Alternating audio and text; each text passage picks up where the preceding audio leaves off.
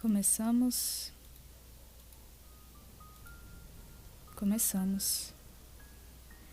Alô. Estamos no ato 5, como sempre estivemos há muito tempo. O ato 5 continua. Eu não sei até quando ele vai durar em questão de live, mas vamos dizer que ele vai durar mais um tempo. Isso eu sei.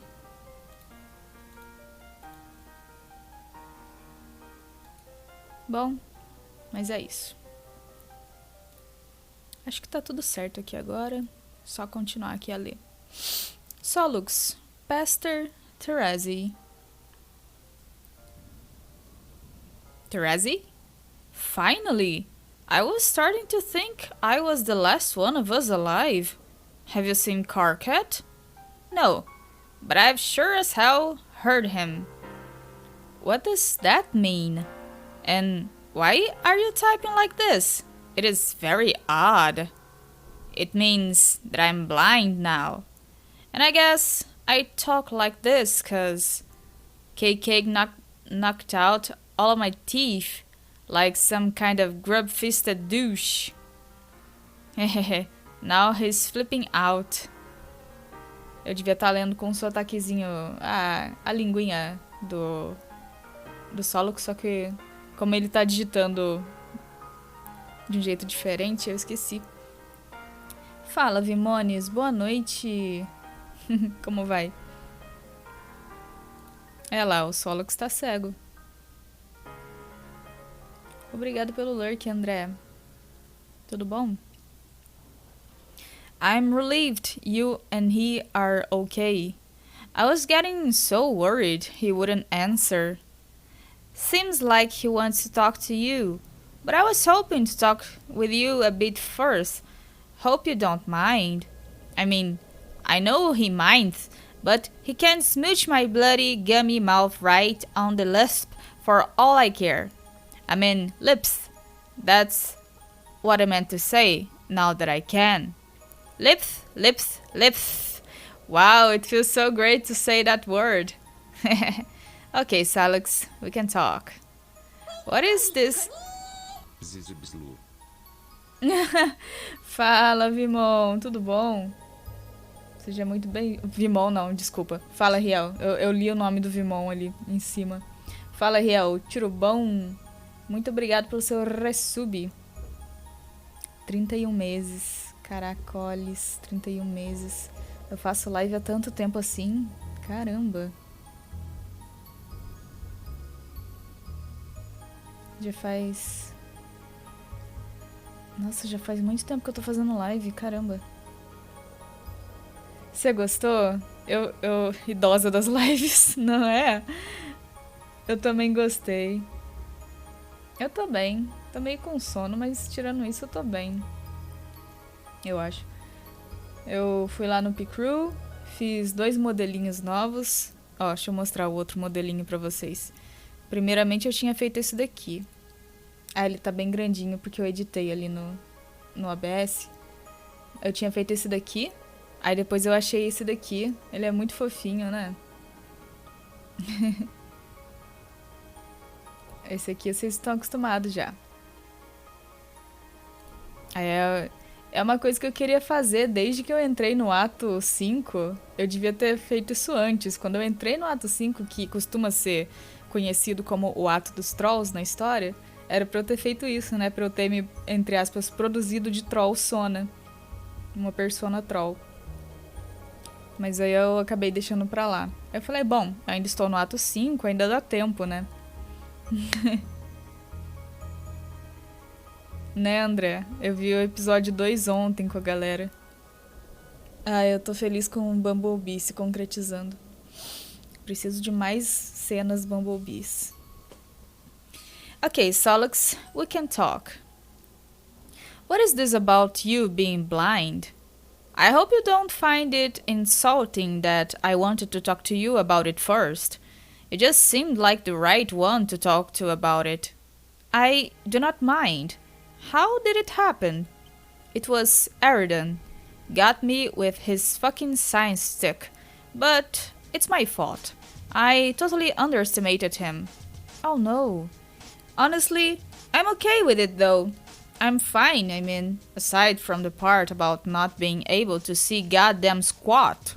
So Lux, do you know about Feferi? Yes. I'm sorry. Me too. But it's okay. I'm okay with that too. It's hard to explain how I'm feeling now. I just know that she's happy and okay right now, just like Aradia is. You are sure you're okay? Yeah. I feel better than I ever have, really. There's no more noise. I never realized how noisy it was. I can finally relax and hear my own thoughts without having to yell them. Or actually, just not have any thoughts. That's a nice change of pace. That's good. What kind of noise were you hearing? Voices. Indiscriminate, undecipherable voices. All talking at once. Voices of the soon-to-be dead. They had been getting louder lately, and I just figured they were all ours. I tuned them out kind of like I pretty much always do. But now that they're gone, the difference is huge. I mean, wow. Maybe since they're gone, it means we won't have to die anymore? É por isso que o Solux, ele sempre tava de mau humor ou muito assim com cara de emburrado. Tem a ver com o aspecto dele, que ele é do aspecto da perdição, é Doom. E ele consegue ouvir a voz dos mortos das outras linhas do tempo que não deram certo. Então, né, se você passa a sua vida inteira ouvindo vozes, você vai ficar meio carrancudo, né, com razão. E agora que ele ficou cego por algum motivo, ele não escuta mais. Então a gente pode inferir que tinha a ver com aquela visão 3D dele também, não só com o aspecto Doom. I hope you're right. So, since I guess I have to learn to be blind now, do you have any tips for me? Tips? I mean, tips. Tips, tips, tips, tips, tips, tips. Oh, wait, no, that sounds stupid. Yeah, I have plenty of tips. It may take time though. It took me plenty of time to get used to. Also, I may not be as good as a teacher as I had, since I am not a magical dragon. That's okay, I'm happy to learn from you just being you. Hooray! So, where are you guys? I should come join you, so we can stick together. Fuck, I don't know. I'm blind, remember? I'll ask KK. Hang on. What? Something's going on. I smell something here. What? It smells brighter. Brighter? Terezi? Are you there? Oh shit, no.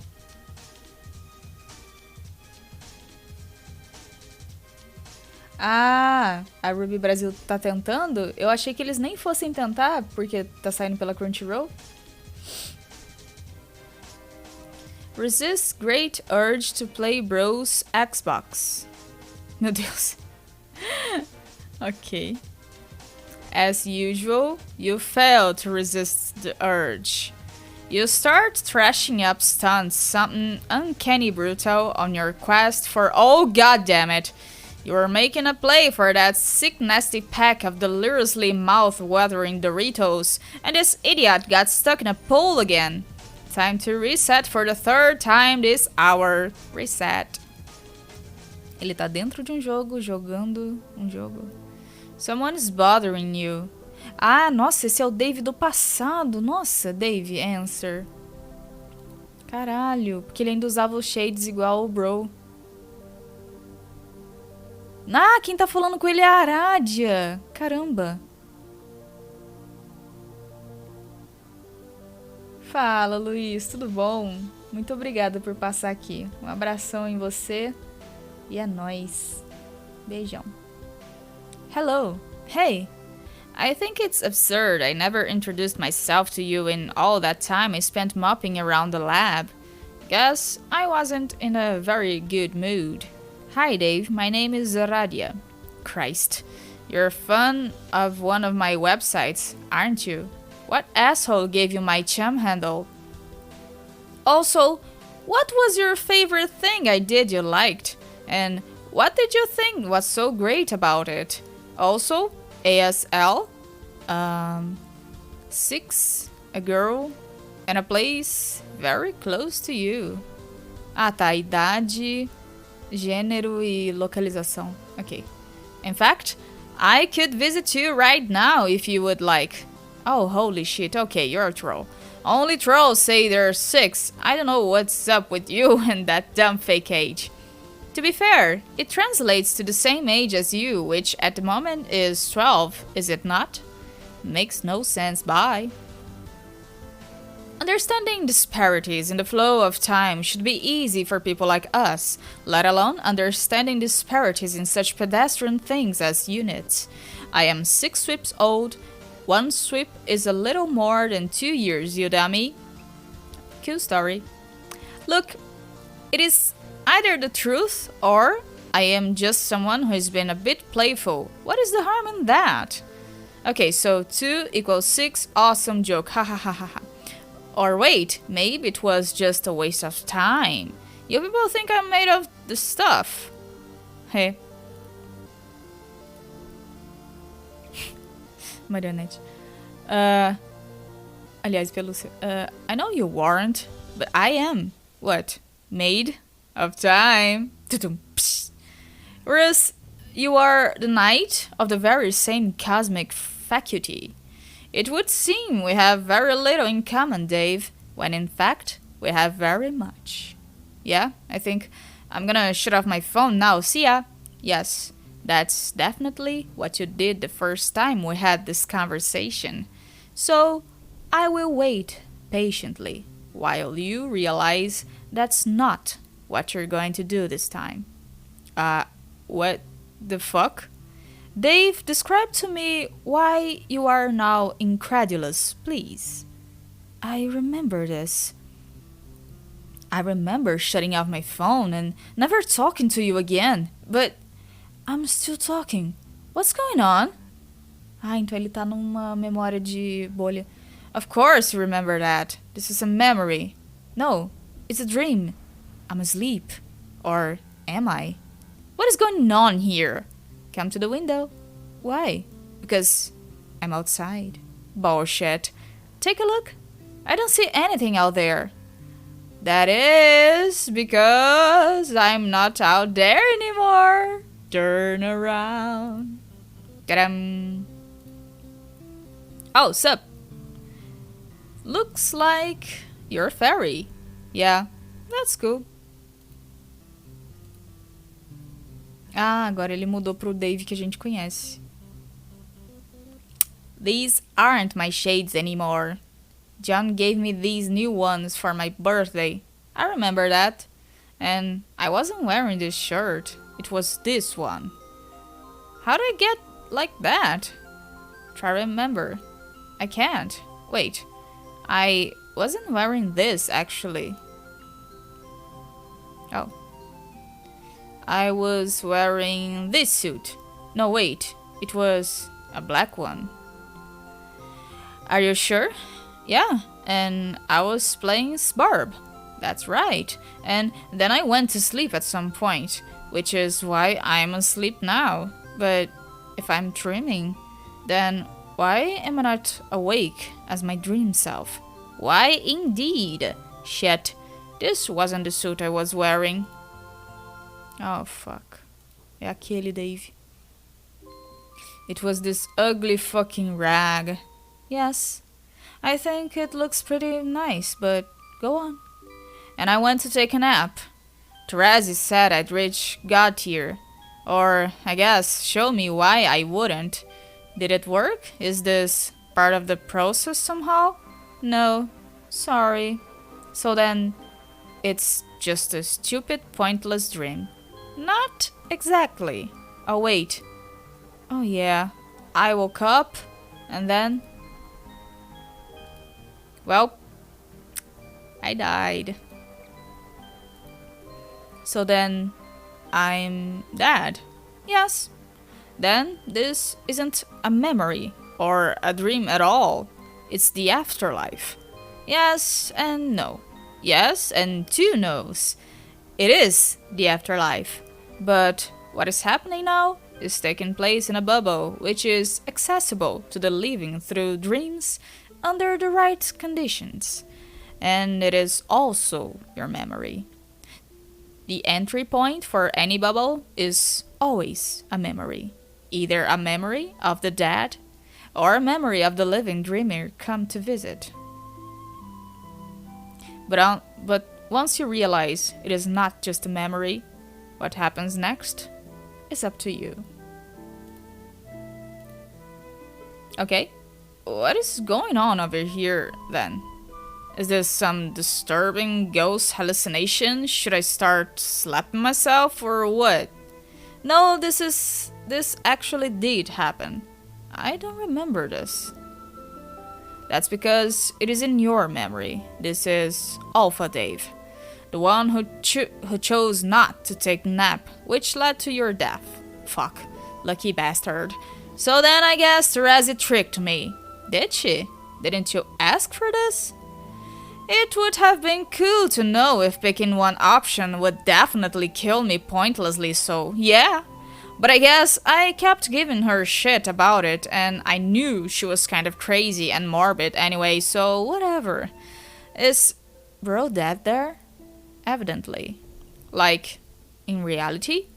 Like, that's a thing that really happened? Also, is reality still a thing that means something? Can that be a question on the table too?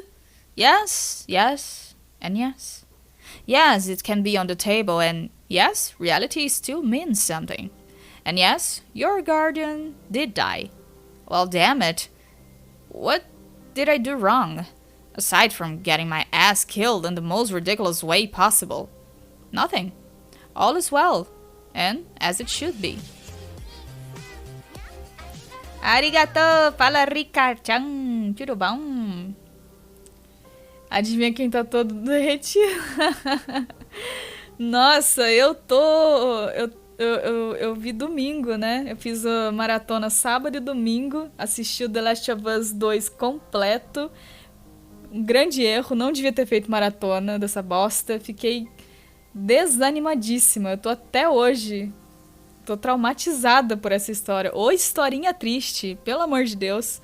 Quando eu for falar que eu quero fazer maratona de coisa triste, vocês falam assim, Zibs, não. Por favor, não. Não. Você tá doida? Não.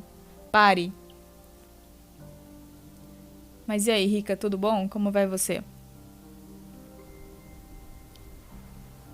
What's he doing? Alpha me.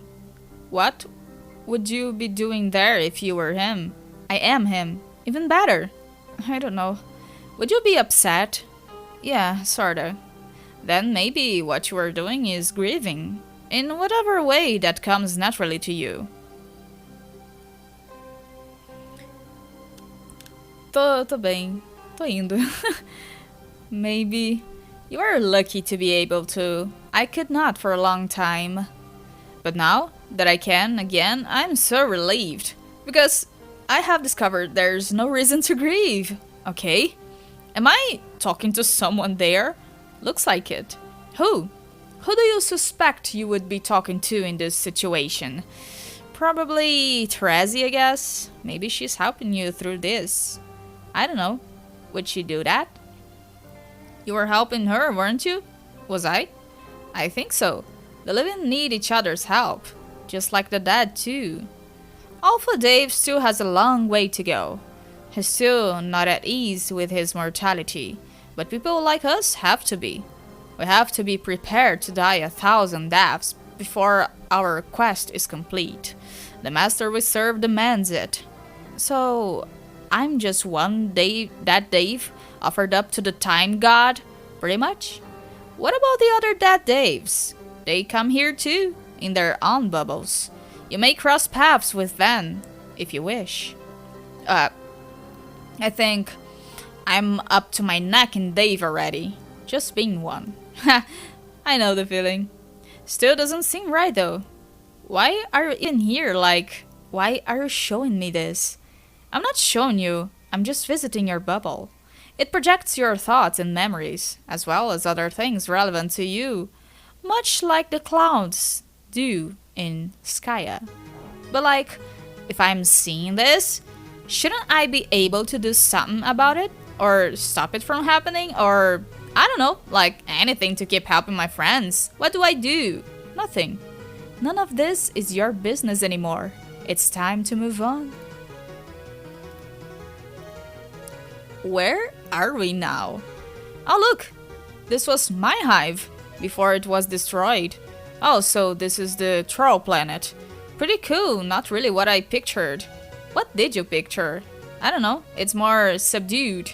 I pictured a lot more mayhem, like a bunch of trolls flying around and little grub pods constantly screaming at each other through bullhorns shaped like buckets. That's very silly and a little perverse. But actually, that sounds like what it might have been like on some parts of the planet, so can we not go to those parts? I'll put in a good word with your bubble about it. Awesome. So, what am I supposed to do now that I'm dead? What's like the primary activity here? That ghosts get their shit worked up over? Like, where are the fucking haunt-offs at is what I'm asking. I don't know about haunt-offs, but there's plenty of time to satisfy various curiosities you might have about existence and whatnot. Boring. Eu tô de trollsona, rica.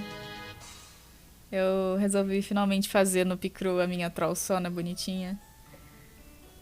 Era pra eu ter feito isso há muito tempo atrás, mas eu ficava esquecendo e tal. Aí eu arranjei um tempinho essa semana e consegui fazer uma aqui.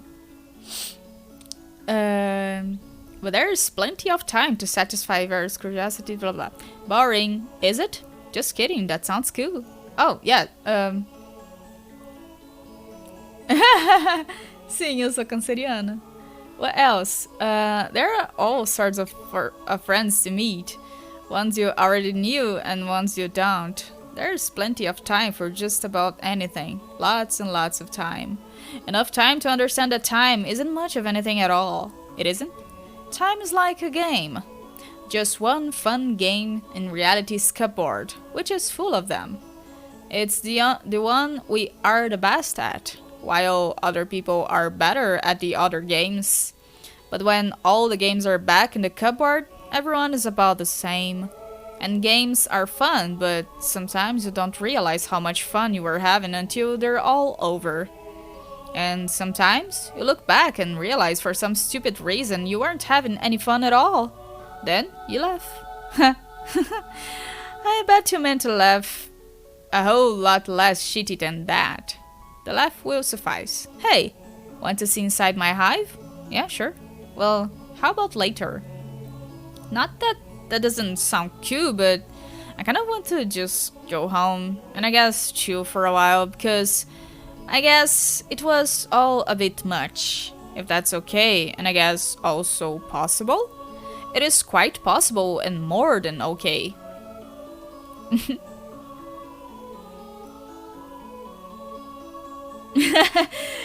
Tem uma interação do Equius que acho que você vai gostar. Ele é legal. It seems you have a hive guest, Dave. Oh, hell no. Is this who I think this is?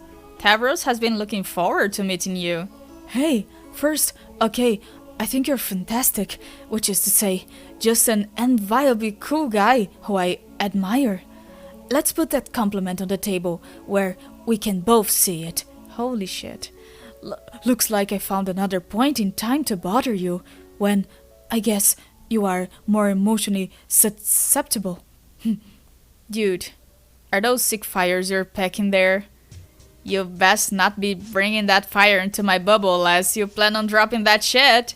Oh, bro, these are without any confusion to be noticed as some truly unhealthy incendiaries. They are in above average need of medical attention. So, in other words, just to complete the analogy, I hope you know a licensed physician. I am your general fucking practitioner, and doctor's orders are to shut up and burn down my goddamn office. I'll break your brittle ass like a graham cracker and well roast s'mores over the flaming debris. Have I made myself clear? Yes, and certain features of your pale anatomy may serve as the marshmallow ingredient needed for the molten snack. I will provide the food. Dude, gross. So, Aradia, just so we're clear, this is like a hell, Bubba, right? It's my eternal punishment to have a shitty wrap-offs with this tool forever. Is that it? Yes, you figured it out, the mystery. I guess I had it coming for a flagrant lifetime spent being unbelievably fucking incredible at rap and just about practically everything else. Except not dying. You may think so, but then again, you have not faced Team Charge in a match of slam poetry, have you? Oh, yes. Just kidding, I'm no good at slam poetry, sorry. Oh. So, is he dead? He looks dead. Yes, he's dead. What about you? You don't look dead. Are you daydreaming? Are you dreaming? No, I'm wide awake. I'm wide awake. And I physically stand before you in person. So you're not dead. Oh no. I am very much alive, and I intend to stay that way. Prepare to leave castle. E agora voltemos pro John. Okay then, I guess I will get going. Go where? To keep looking for my dad. Are you sure you don't have more important things to worry about? Are you saying that I am still not supposed to fight him yet? John, please. I thought you were done getting the future spoon-fed to you like this. I have told you that you will find your dad eventually. That should be good enough. Don't you think it's time to start taking your responsibility more seriously? Fala, Mateus sem H, tiro bom. Como vai? Estou indo. Well, yeah, but what responsibility do you mean? We just concluded that I am going to go fight Jack, and there's a possibility I will fail. He could kill me easily for all I know, but it's something I have to try. And if I do fail, your plan will serve as backup. There's a lot of riding on you, John, on both of us. I gotta go.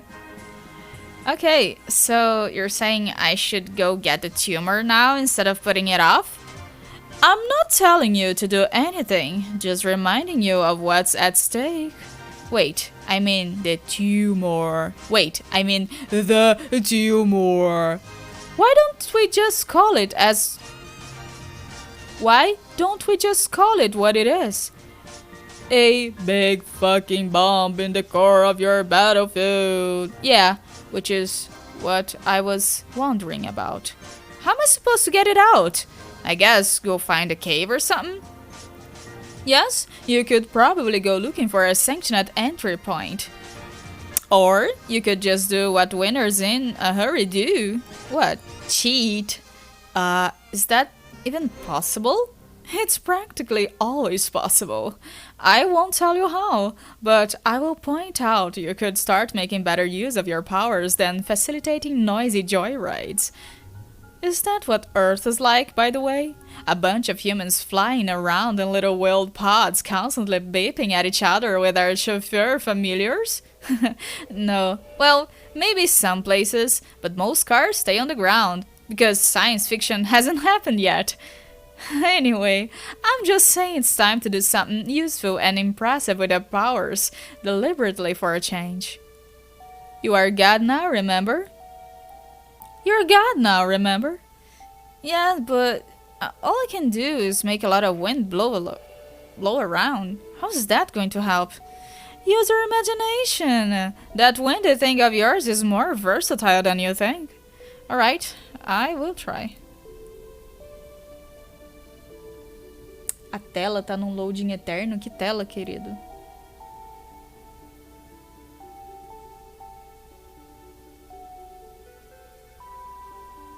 Good. I think it's time for me to get going too. I will prepare for battle. Oh man, I guess If there's nothing I can say to change your mind, and it's something you really have to do, then I understand, but how about this? What? Can this not be the last time we talk before you go? It would be nice to hear from you at least once before you leave to fight him. Yeah, you got it. I will message you before I leave. And my future too. None of this messaging me in the past nonsense before I even knew you. Of course. Okay, great. I will hold you to that, Vriska. It will be a certainty. That said, there's no need for any sort of farewell right now. Go do your amazing windy thing, Jan. Be creative. I will talk to you later. Okay, I will. Later. Be creative. Testando, testando. 1, 2, 3. Fazendo ventinho. Coisinhas de vento. Windy things.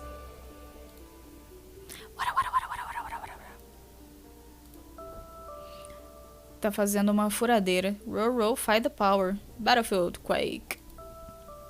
Tá cavando fundo.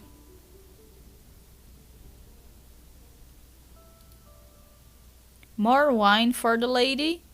This woman sure does seem to like her wine. Blink, blink. Wink, wink. The gentleman has never met a woman quite so taken with a drink, or one as enchanting and beautiful for that matter. Whoops!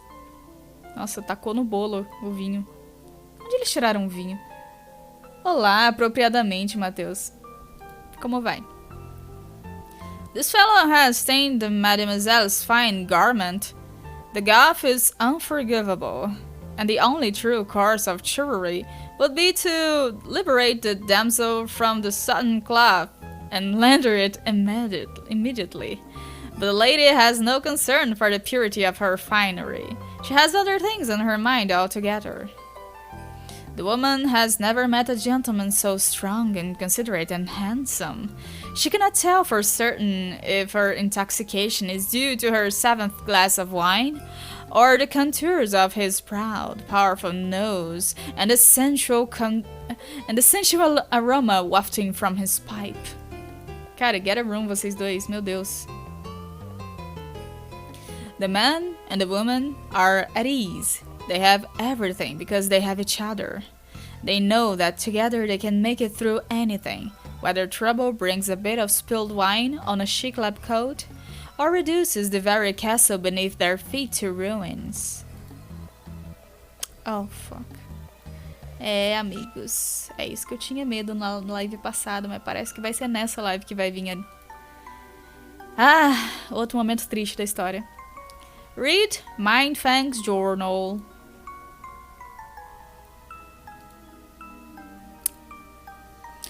On the 14th bilunar perigee of the second dim season's equinox, the Orphaner poses a caliginous riddle like no other I've met. I am presuming him bothered by jealousy, and it would be sickening if it were not so marvelously amusing. But then, who but royalty could have the fine cheek to show disdain for the manner in which his black lover conducts her red conquests? Less has accelerated meeker than I to homicide, and the violation would hold me aghast again if his misgivings did not complement his so endearing arsenal of quaint flaws. It is impossible to stifle this grin even now as I write. He surely understands this as my maritime overlord, a superior while through gritting fangs he would concede the expense of my plunder makes it seem hardly worthwhile to trouble a map with good ink over.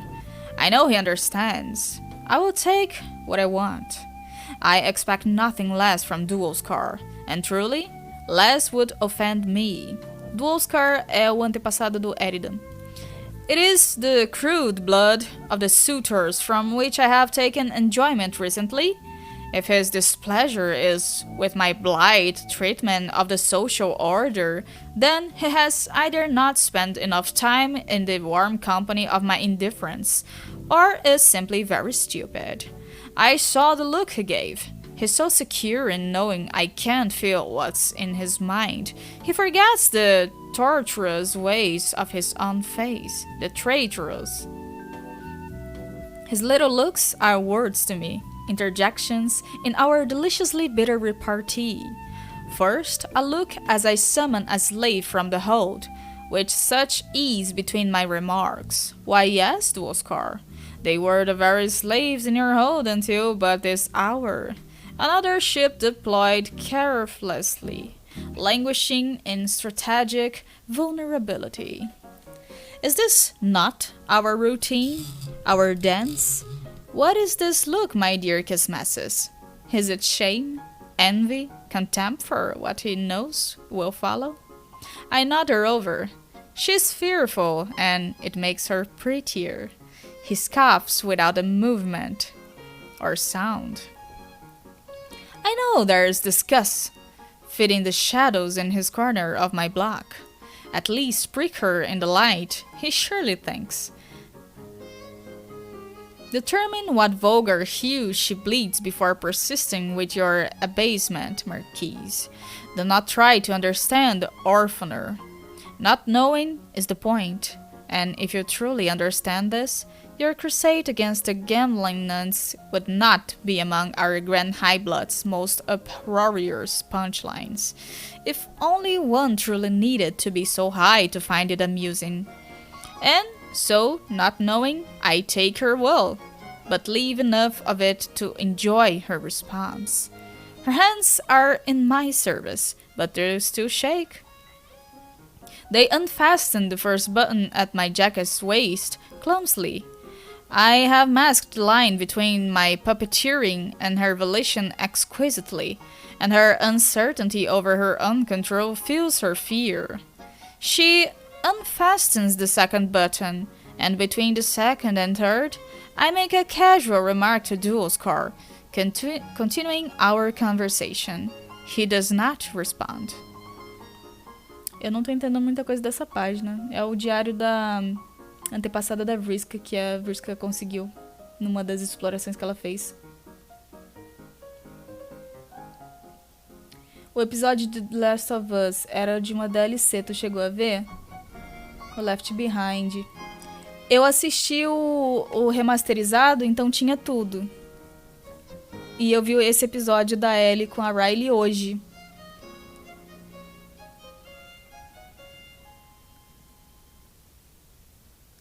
Cara, eu não sei vocês, mas assim, desde que eu vi o jogo 2 completo, eu tô achando a série tão insossa.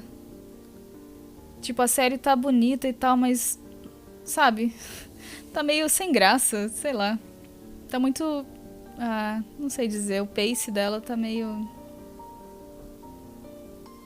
Não sei, o ritmo tá fraquinho.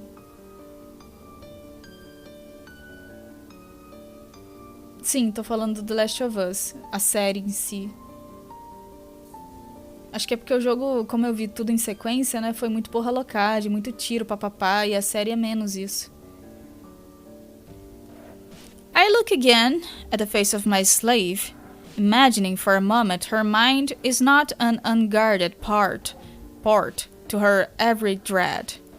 I imagine I cannot feel her conviction that it's not merely a matter of whether she will be put to the irons, but how hot they will be if she fails to please.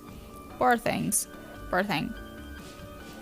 A Marquise, ela era uma pirata, e ela tinha escravos, como vocês podem ver.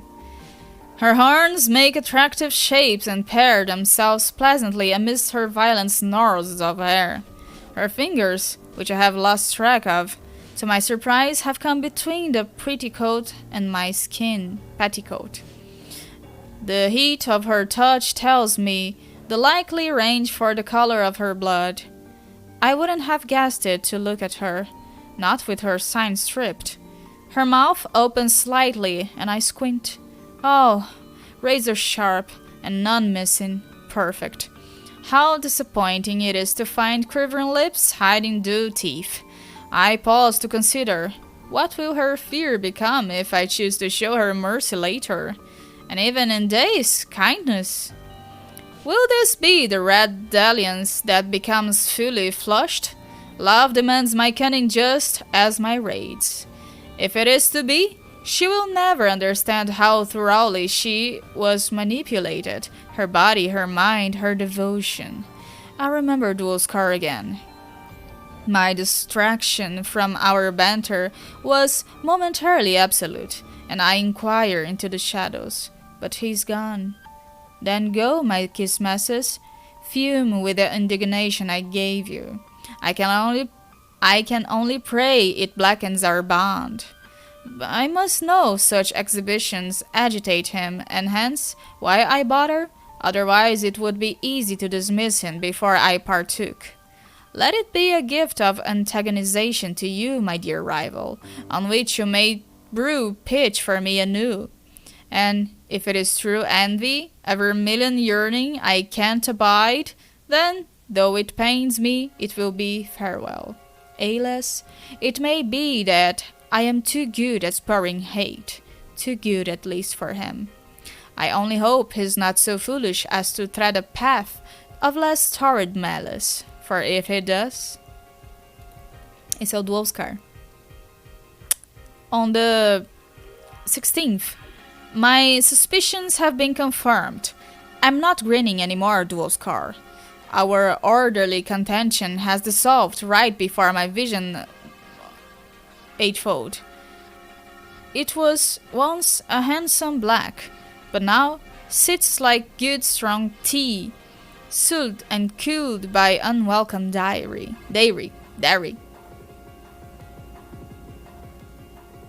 Opa, obrigado pelo carinho, nem sei se foi.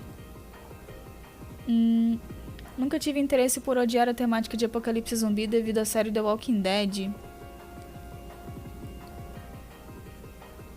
E também por causa de certos tipos de zumbi. Ah, saquei. Menos infectados também, senti falta nisso na série. O máximo que eles mostraram foi no episódio do Henry e do Sam. Aquela ordem eu curti pra caramba, acho que o nível usar isso demais na ordem no parte 3. É verdade, né? Não tá tendo tanto zumbi assim. O que eu percebi mesmo é porque não tem tanto tiroteio. No jogo tem muito tiroteio, muita matança e tal. E na série tá sendo mais de boinha. Eu não sei porque que a mãozinha não foi, era pra ter ido. Vou colocar ela aqui, peraí.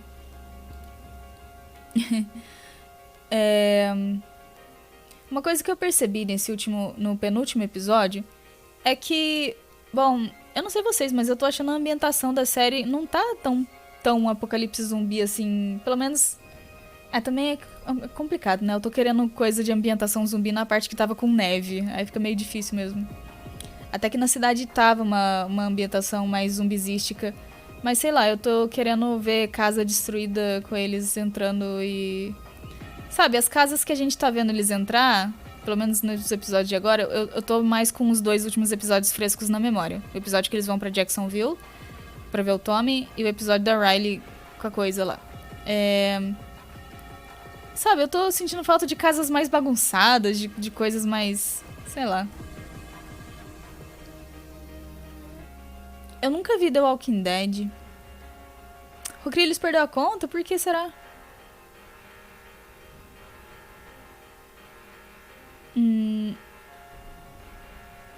Valeu, André.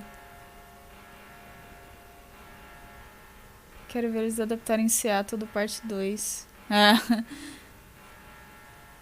Seattle da parte 2 é... Nossa, é verdade, né? Imagina.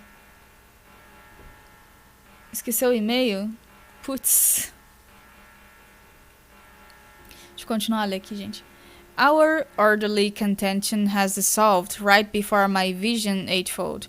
It was once a handsome black, but now sits like good strong tea, sullied and cooled by unwelcome dairy. Thus my heart was broken twice. I was fond of the slave. There was surely promise in her red investment. He had her assassinated. Deixa eu ver se eu entendi certo. A antepassada Da Aradia era escrava da Vriska, era isso? And so, I am visited by a bit of bad luck for a change. It's not possible to evade it forever, I suppose. I will simply have to endure the misfortune of observing his base and artless measures of retaliation. E a Vriska tá lendo o diário da Marquise porque ela admira muito, né, a Marquise. A Marquise é como se fosse a persona que ela pega pra si mesma quando ela joga roleplay com os outros trolls. De tanto que ela admira, né? Como se eu admirasse muito uma figura histórica e eu fizesse RP dessa figura histórica, sabe? Tipo, admiro muito Joana Dark, então quando eu jogar RP com meus amigos eu vou ser a Joana Dark. Tipo isso. No caso, por aí. É como se a Joana Dark fosse uma antepassada minha distante. E daí ela tá falando, ela tá lendo o diário da Marquise pra meio que se inspirar, né? Porque aqui no caso ela tá indo contra o Eridan, que é o descendente do Dualscar. E assim como a Marquise tinha uma rivalidade com o Dualscar, a Vriska tá forjando isso também com o Eridan pra poder ter paralelo com a pessoa que ela admira. He's applied his own resource to increase the bounty on my head. Pelo menos é isso que eu estou entendendo. I wonder if he intends such laughingly ineffectual gesture as anything more than a formality, a symbol of his intent. If not, my smile, how it threatens to revisit, almost. Ou também pode ser o fato de que Homestuck é uma história cíclica, né? Tudo se repete de alguma forma. E daí, mais uma vez, a história tá se repetindo, que a Marquise, no caso a Vriska, tá indo contra o Dualscar, que é o Eridan. Fala, Will. Ué, você não tava seguindo, não? Olá.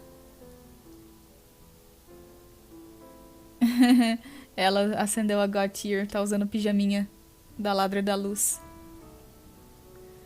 Eu não entendo sobre o personagem Yamato de One Piece, mas talvez?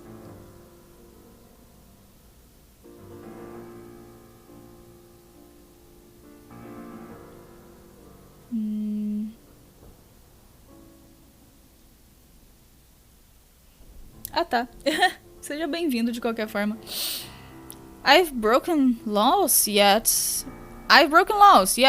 But what has there been to pay for? If any act I've taken should demand a bounty, it was paid up front. I foot the bill myself, with guile and supremacy. Obrigado pela água, Kevin. Seja bem-vindo. Fala, Ona. Seja bem-vindo também. Bom cavaleiro pra você.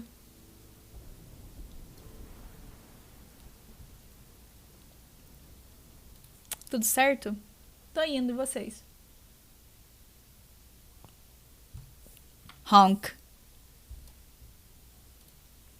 Honk. Acharam que não ia ter honk?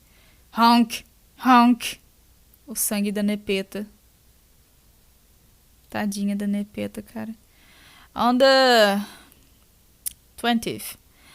If only my hoard were as bottomless as his desire to disappoint me. He's set on cowardice, deferring to others to settle his score. Doesn't he remember what he's confided? It would be easy to give the evidence to her imperious condescension. Vocês vão ver muito desse nome aqui ainda. Essa é a antepassada da Feferi. And he would be killed quickly for his unthinkable presumption. He's taken a great risk, harboring red ambitions for an empress who will never even know his name. Not that I will sink to his tactics. But then, he feels safety in knowing this. My sources says he's en route. Oh, fuck. O antepassado do Gamzee.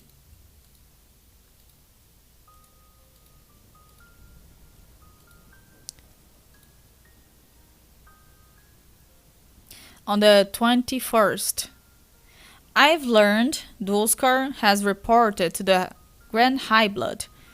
Esse é o antepassado do Genji. All the intelligence he has on me and my fleet. It was information he'd guarded closely to protect our once mutually cherished rivalry. He couldn't let it fall into the wrong hands, lest another besiege me more effectively and cause me to ask for the usurper. Not that he'd raised that mast particularly high himself.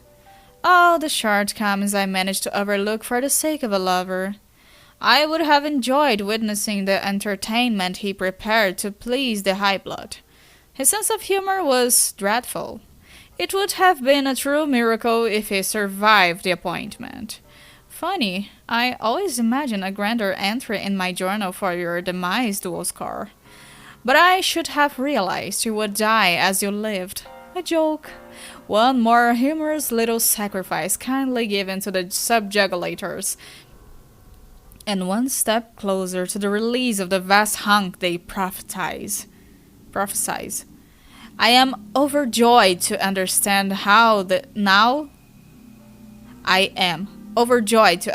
now this was always your destiny.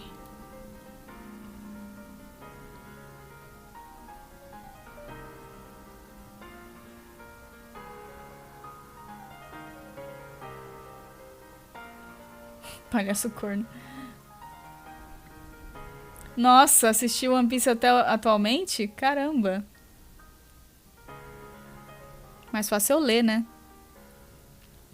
Honk, honk, honk, honk, honk, honk, honk, honk, honk, honk, honk, honk, honk, honk, honk, honk, honk. Ainda tá usando o chapeuzinho e o óculos do Equius. Chapeuzinho da Pepeta. Motherfucking honk, motherfuckers. Ei, caralho, chuparam a Therese. O pescoço, gente, o pescoço. It's been nearly a week since Duoscar's fitting end, and I'd all but forgotten the matter. It seems the subjugulators were not particularly inspired by his revelations about my affairs. Sources tell me their response was to commission one of the court's neophyte legislator to conduct the investigation and bring me to justice. O Riel apareceu aqui mais cedo para dar resub. Deve estar lurkando enquanto joga ou trabalha, não sei. Essa é a antepassada da Therese. Eu acho, se eu me lembro bem, que o escravo em questão da Marquise é o antepassado do Tavros. Sabe? O Rufio. Neophyte Red Glare, antepassada da Therese, is reported to be quite talented. I find no reason to doubt this. Still, how can I be caused any unrest to learn their recourse is to send a lone, inexperienced bureaucrat to apprehend me? I cannot view this as anything other than full concession by the High Bloods. They now only seek to maintain the appearance of pursuing me. Maybe they find my exploits amusing? I couldn't possibly disagree. Those rare moments when my superiors show wisdom come perilously close to restoring my faith in the social order. As for Radglare, it would surprise me if I ever heard her name again. If she finds me, then I welcome her challenge. But I am so confident she will play no relevant role in my future. I won't even bother peering to my oracle to satisfy my curiosity. E daí eu vou tirar o sonzinho aqui pra poder ver o sonzinho aqui. 3 times showdown combo. Teremos agora Gamze contra Vriska contra Eridan.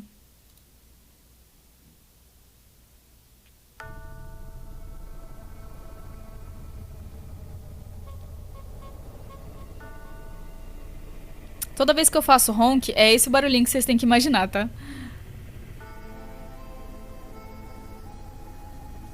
Impasse mexicano.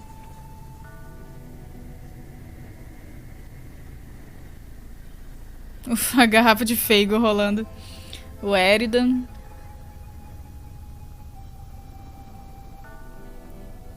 Do Oscar.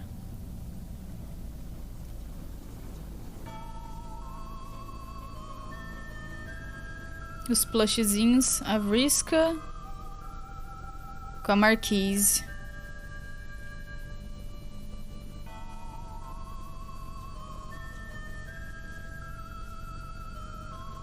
Eita porra, olha quem não morreu. Olha quem não morreu, caralho. Canalha está vivíssima. Quer dizer, mais ou menos, né? É, rapaz. Bagulho é louco.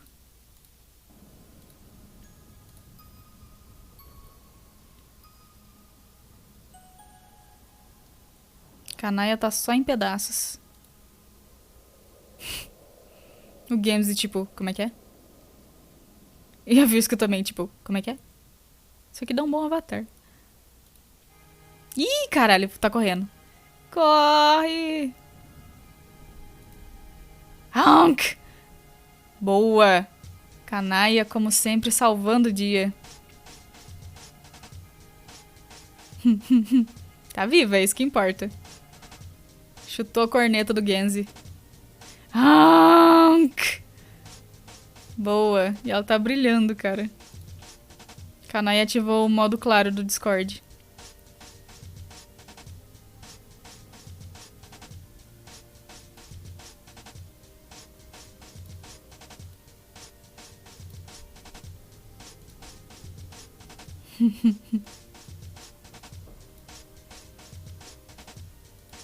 Deu um socão nela. Boa. Isso aí, canalha. Faz teu nome. De canalha não tem nada. Duf. Sim, o honk é o barulho da buzina.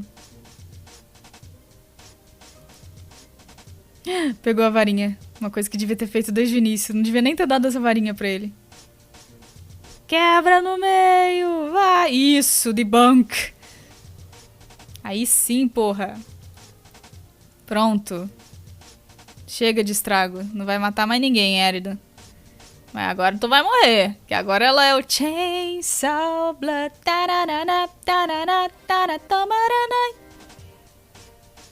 Quebrou. Aê, porra!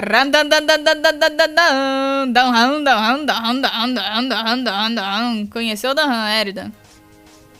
Pronto. Problema resolvido. Matou o detestável Eridan.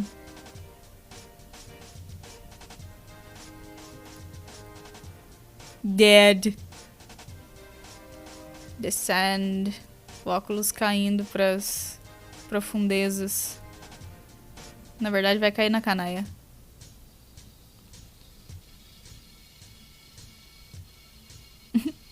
Melhor gif. Tcharam! Foda pra caralho.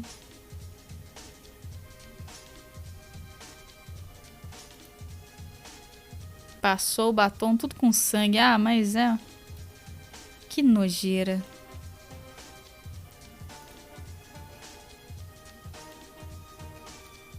O que tá escrito aqui?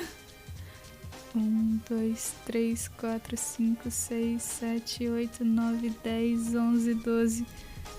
Ah, tá. É vários coraçõezinhos se formando. Ela tá ficando apaixonadinha. 1, 2, 3, 4, 5, 6, 7, 8, 9, 10. O lance da Kanaya com a Vriska é que a Kanaya sempre teve uma queda pela Vriska, mas a Vriska sempre foi muito lerda e não percebia isso. E daí sempre foi não recíproco. A Vriska só achava que a Kanaya era uma amiga e pronto. E a Kanaya queria algo a mais. Mas a Vriska não entendeu.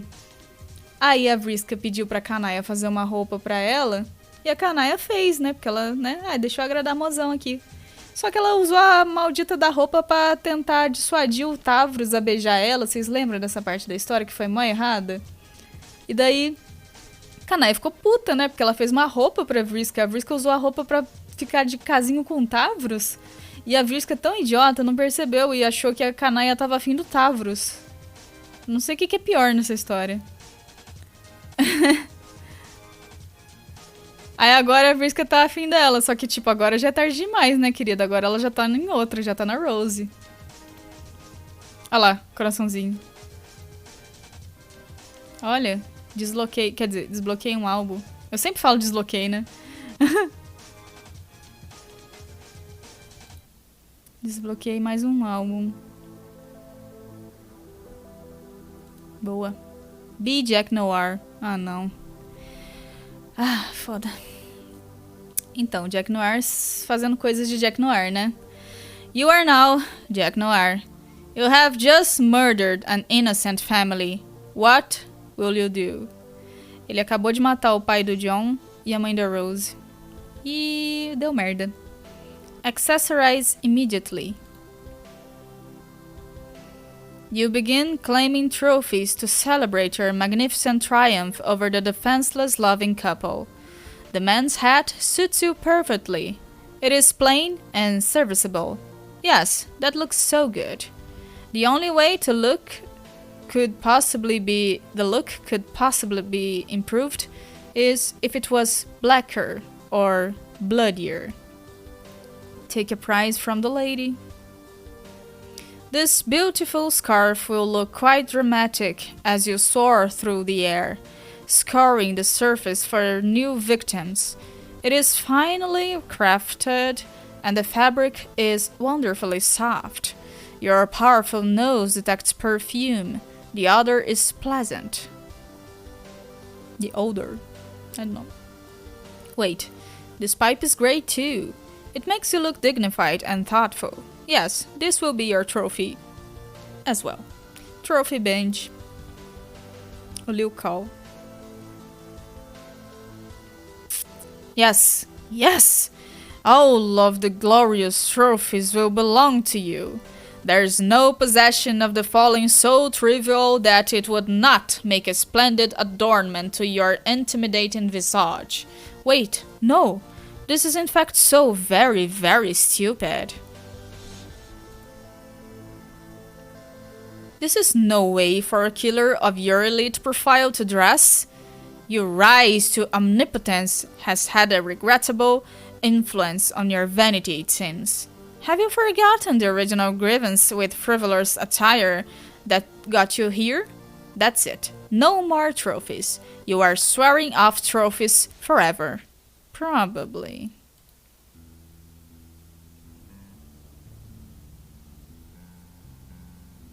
Okay. You will keep one trophy. But only one. You can never stay mad at Cole. He's a true friend. The only you have ever known. Ih, cara, você não sabe o que você tá fazendo. Ai, ai, viu? Falo nada. God, you're so bored. Sniff out new prey. Sentindo o cheiro do John.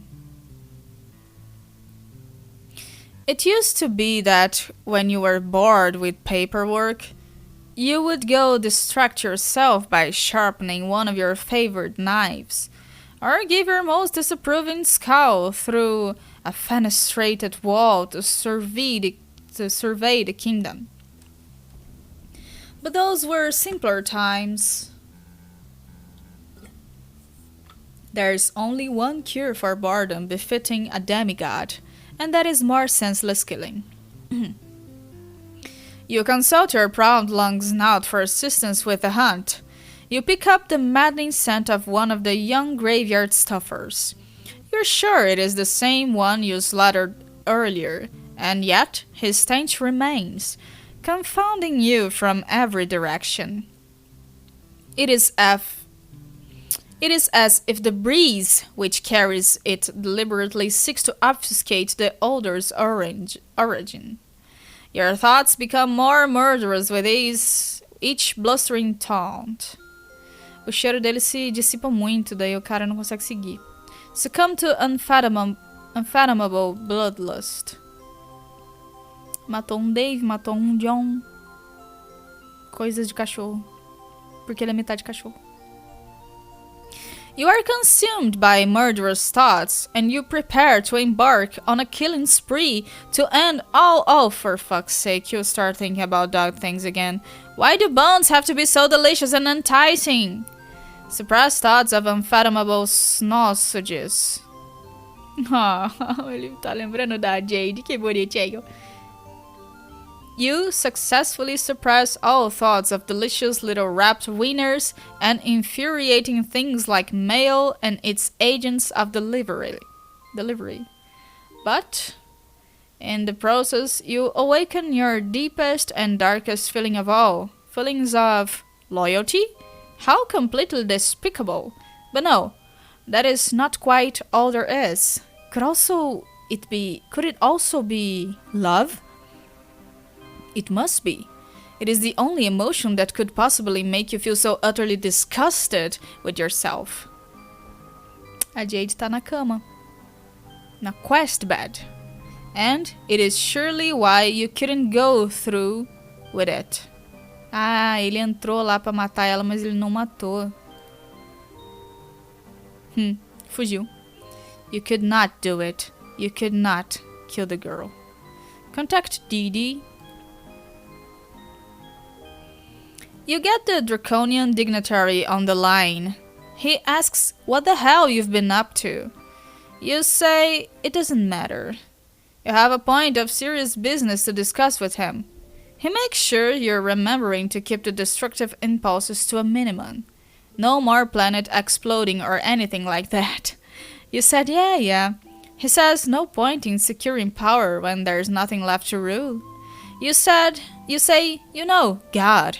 It's not the point. Lousy, stupid dignitary, all keeping your murderous tendencies in check. He's the most terrible guy you almost kind of didn't despise completely. Listen to SS. Batendo o jornal no cachorro. You attempt to humor the Sovereign Slayer's demands diplomatically. There's a narrow line to walk between obeying the orders of a clear superior and blindly facilitating a perfectly useless genocide. It takes a very savvy breed of morally bankrupt monster to pull it off.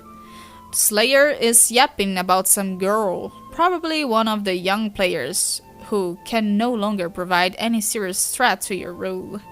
But he wants you to go kill her anyway. You ask why he doesn't go kill her himself. He says it's complicated. This guy, you swear. You tell him you're busy with things that actually matter. Like running this kingdom on his behalf and all. Levying taxes, oppressing concerts, all the unpleasant chores he would never dirty his snout with. He says this is more important than any of that stuff. You said fine, just send a droll after her. There's a moment of radio silence. He says, you mean the country art doll? He wants to be sure this is the same droll you're talking about. You said, yeah, what's the problem? He says, you mean the very same droll who couldn't manage the one simple task assigned to him? To steal the White Queen's ring from the very same adoring wonderful girl and master and friend in question? Wait, he says he just means girl. Just girl. You didn't hear any of that. You don't say anything. He says, fine, you win. Sick the stupid droll on her. What does he care? Ele tá pedindo pro amigo dele matar a Jade porque ele não consegue. Não consegue, né? Ah, é verdade, né? O Pascal tá em tudo. Contact CD. You hit up the droll. The Slayer was right. This guy is clearly incompetent. Still, the only real objective here is to get him to stop breathing down your neck with his awful dog breath. Looks like the droll's on the battlefield. He says he is still looking for the Queen's ring. He says he made a new friend to help him with his search. But it is terribly breezy on this planet. and his new friend keeps blowing around, making the search more difficult. He says, thank goodness he's not wearing one of his finer hats. It would be just dreadful trying to keep it on his head in such weather. You say you don't care about any of that stuff and tell him to shut up. Listen to Dee. Ah, esse é o incompetente. E ele fez uma amizade com a Liv Tyler. Entendi. The dignitary is one of your superiors who makes you nervous. The list of superiors who makes you nervous, in fact, includes all of your superiors. It includes many of your inferiors as well. It tells you to forget the ring. You failed your mission, and you are never going to find it. There is a new mission. You said, oh? He says, yeah. And let go of the goddamn rabbit. You say, okay, but don't actually let go. Fuck the police, I guess. You say you will be happy to begin the new mission very soon. But first, there is this pretty blue tornado ahead you were meaning to investigate. Perhaps other locals it has attracted will know something about the ring. He says, for the love of God, will you forget about the tornado and the ring? You don't say anything and look longingly at the tornado again. He says, fine. If you really must examine a meaningless and extraordinarily dangerous exhibit of meteorological phenomena, then go ahead. But be ready to embark on the mission not a moment later. You say, all right, and wonder what you should do to prepare. He asks if you have a good winter hat.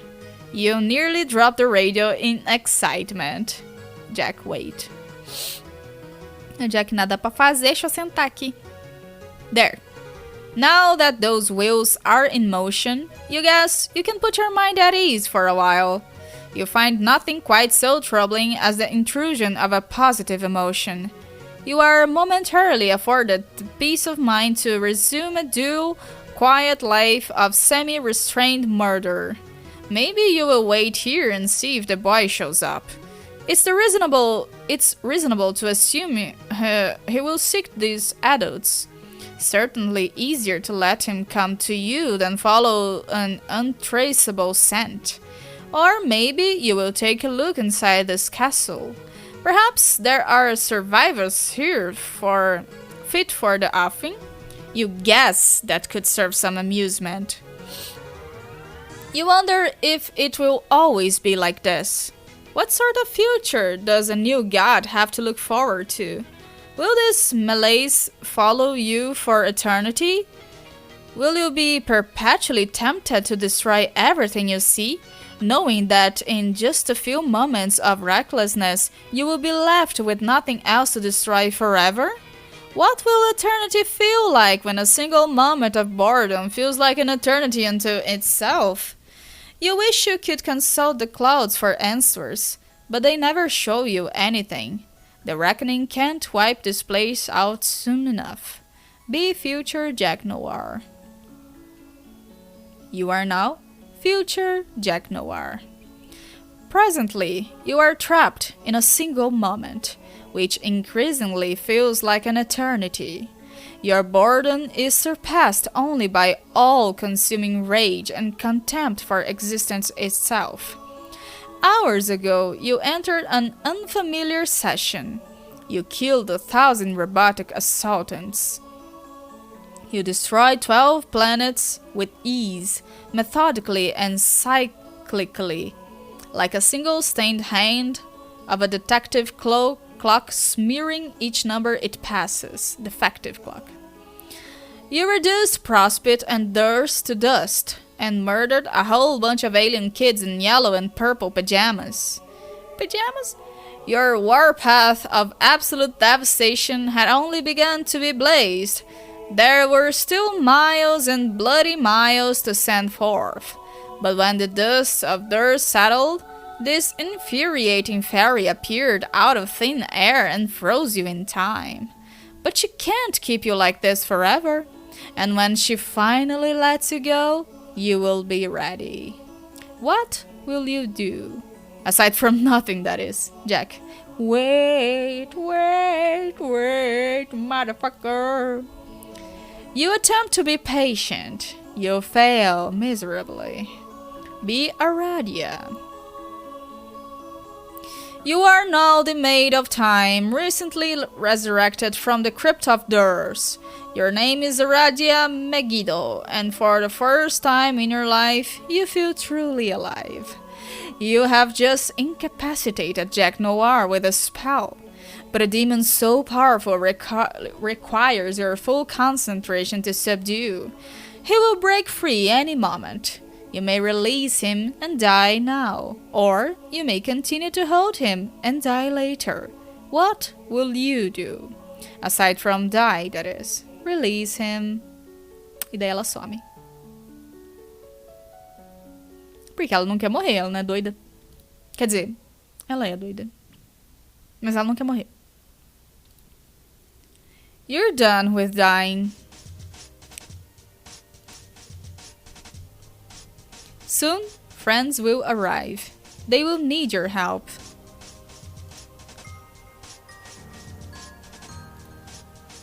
Whose memory is this? It appears to be yours. At least, that's how it begins. Enter Bubble. Ela tá na memória de quando o Jack Noir matou vários aradiabotes.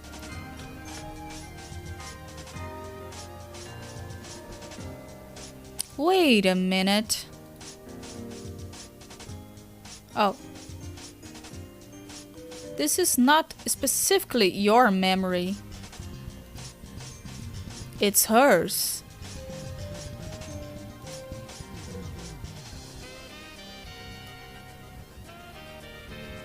Puta, velho. Nossa senhora.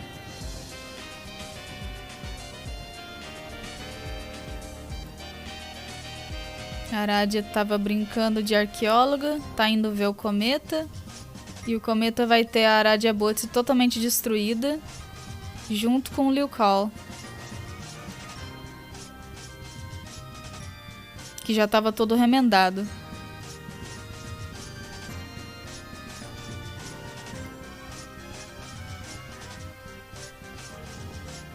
E agora ele tá todo destruído de novo.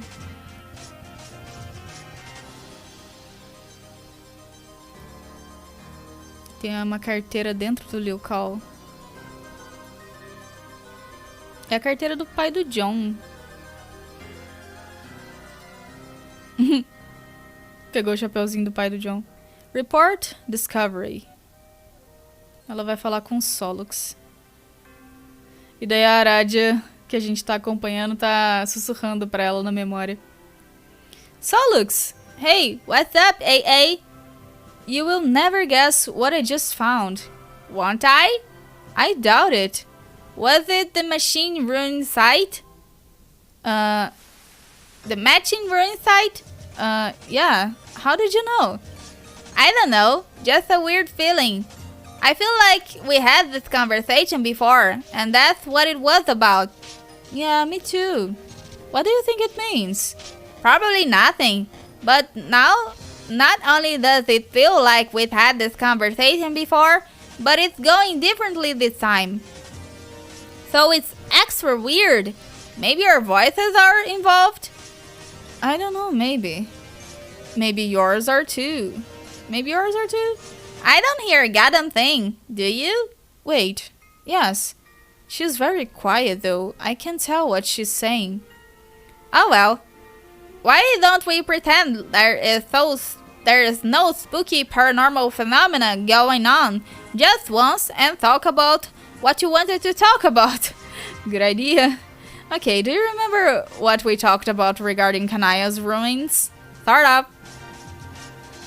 I asked you for help in understanding the glyphs. I guess. Ah, tá. Esses glifos aí, esses glifos vão ser... Graças a eles, o Solux vai pegar eles, usar de código, e daí vai ter o Scrub da sessão deles. Are you just being difficult, or do you really not remember? I guess I don't find the whole mystery of the ruins that exciting as you, okay? Well, obviously. But I really appreciate your help anyway. Sure. How can I help then? Well, You said that you need another set of glyphs to make sense of them. You speculated that there might be another set of ruins. You even guessed they would be blue.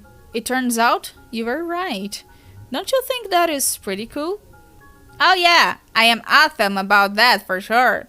But I can't take the feeling these ruins are going to be nothing but trouble for us. But you say that about everything. That's because it's fucking true about everything. No, it's not. I did find some other neat things down here too, which are strange but quite harmless and not foreboding in the least. Like what? Like this amazing hat. It is an authentic archaeologist's hat. It's so hard to find them in this style. There are no horn holes, but I love it anyways. It's great. Pretty sweet, AA. Hey, didn't you also find some bits and pieces of your bizarre robot doppelganger? I wasn't going to tell you about that. Damn it, how did you know? I don't know. I just remembered some more shit about this discovery. God, sorry. This is stupid. Yeah, well, I guess this is the kind of shit you have to deal with when two psychics talk to each other about stuff. Maybe. Why don't we pick this up again later when we're not feeling so weird? Well, okay. Sorry to interrupt. I wanted to give you both the chance to remember, but it doesn't look like this is going anywhere. What the fuck? Well, what?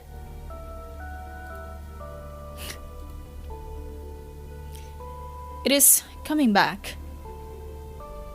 Is what coming back? Who are you? Whoa, hold on. Why am I talking like you suddenly? This is a memory in a dream bubble. That's right. Oh, that doesn't really answer my question, but okay. You changed your voice because you remembered, like I did. Remembered what? That I died. This is my memory, and also hers. But I went on to become the robot whose remains are in this crater, whereas she did not. I don't actually know her story or how she got here, but for me, this was the end of the road. This is the afterlife. Well, shit. So then I guess I'm dead too. Nope. You're just blind. You're just asleep. You are also blind. Holy shit, I can't see. Yes, that's what being blind means. Well, awesome. Way to be awesomely sympathetic to my terrible new problem, AA. Salix, will you shut up and stop being so tragic for once? You knew this was going to happen. Your prophecies of personal doom were practically all you ever talked about. I think you were looking forward to this, honestly. She's right. I can't believe this. It's almost as if I'm getting double-teamed. Damn. That didn't feel right at all. I think I might have to retire the whole bifurcation gimmick, Punzanal. Actually, this is kind of a relief. Maybe you're right. I'm feeling better about this already. Great! You should be able to relax now that you've been released from the curse of your vision twofold, just like you said you would be. You are now merely doomed. Oh, that's awesome. Being doomed isn't that bad. I spent most of my life that way, remember? At least you have the luxury of understanding. And the best part about being doomed is you only have to put up with it until you die. That's the spirit! Actually, I guess I don't have to keep talking like I'm doomed anymore, do I? Nope. This is so weird. What am I even listening to here? Fuck, I cannot believe I just made that face. God damn it. Oh yeah, also, why the fuck are my teeth missing? Oh, don't know. I don't know. Eu quero. Passa aí. Okay, well, great. Glad we got to the fucking bottom of that mystery. Mystery. Man, I can't even lisp anymore if I try. Please don't laugh. I can tell you are both enjoying this. I can smell it using my new blind guy nose powers. Really? No, not literally. I was joking. I mean, not yet. Maybe I'll ask TZ about it when I wake up though. Hey, What was that noise? What noise? I think someone else is here. Oh, it's Jade. Jade? What the fuck? Who's Jade? She is one of the humans we met after you died. Okay. I guess I am out of the loop on chronology for once. That's fine, you catch up. Hey guys, I hope I'm not interrupting.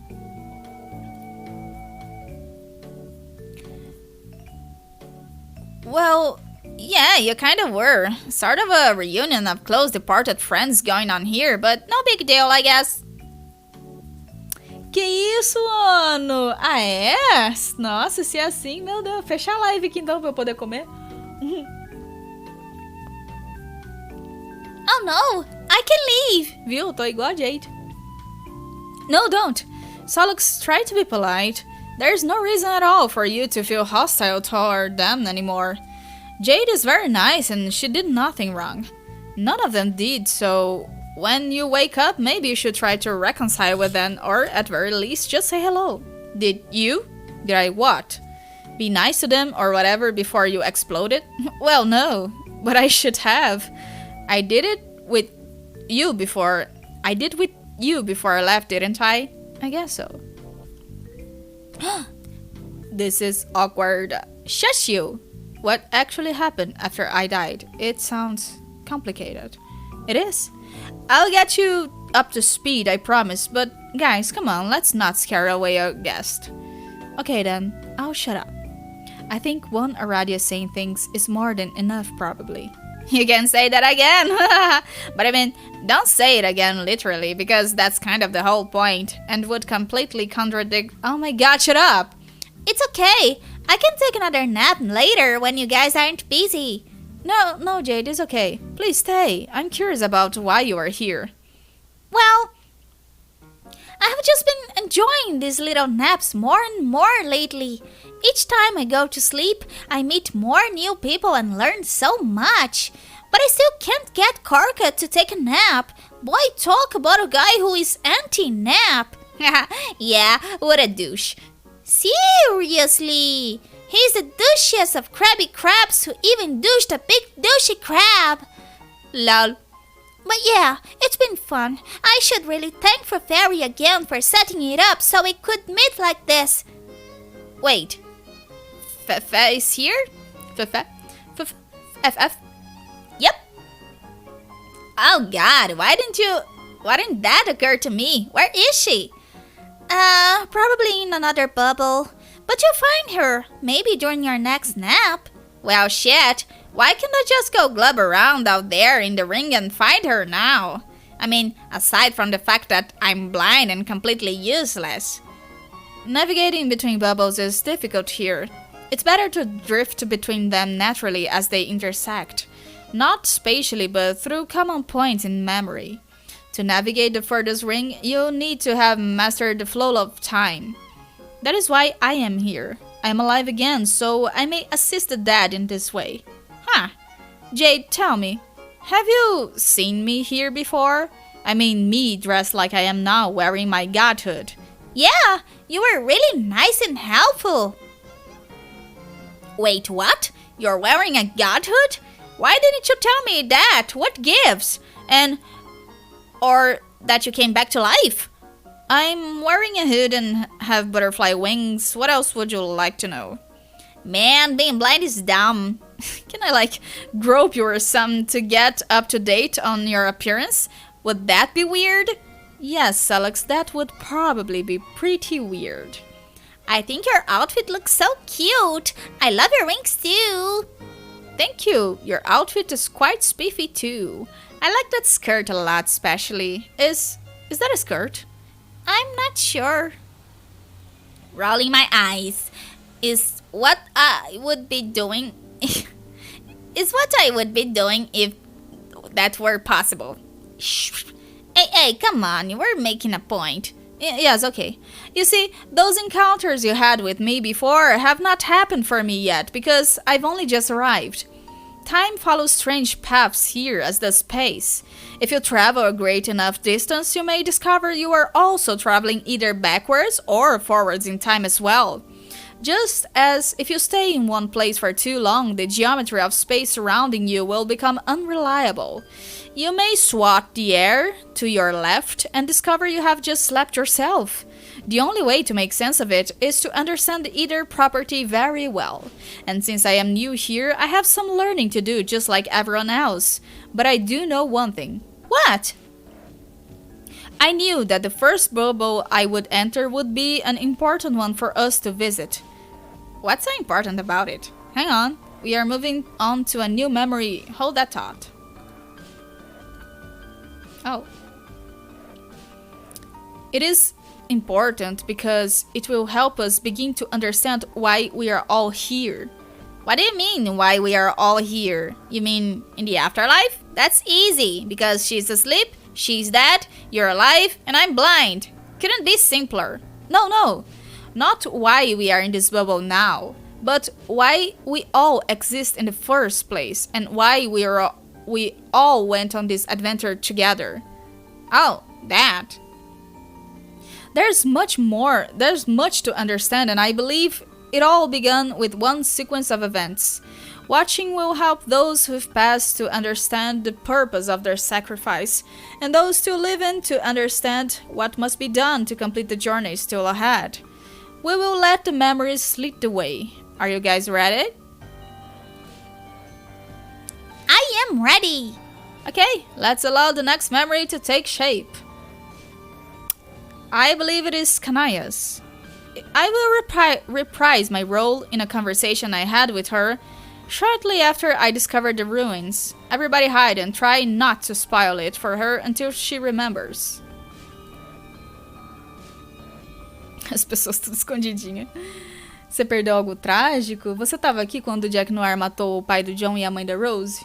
Isso foi bem trágico.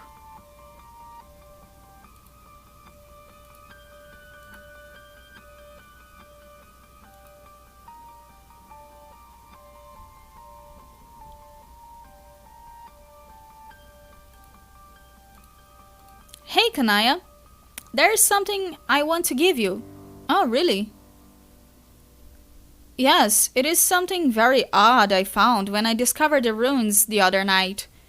I don't know what its archaeological significance is yet, but I suspect you will be able to repair it.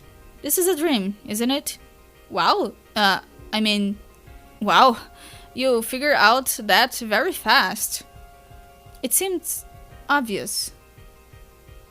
Either I'm sleeping or I'm dead. Which is it? Oh, I'm sure you are alive. You are unconscious now and will likely wake up as your new self very soon. My new self? Yes, you are undergoing a metamorphosis which you are being groomed for since you were very young. Much like I was for my various personal iterations, including this one. You mean being a ghost, and then a frog, and then a robot, and then a fairy? Yes, but it sure sounds silly when you list them all like that. Kind of. What do you mean we have been groomed? Well, this is what we are about to find out, if you will oblige us by continuing with this memory. Okay, what do I do? Why don't we go through this conversation again to the best of our recollection? But I guess, rather than acting it out, we can just talk about it, the old-fashioned way.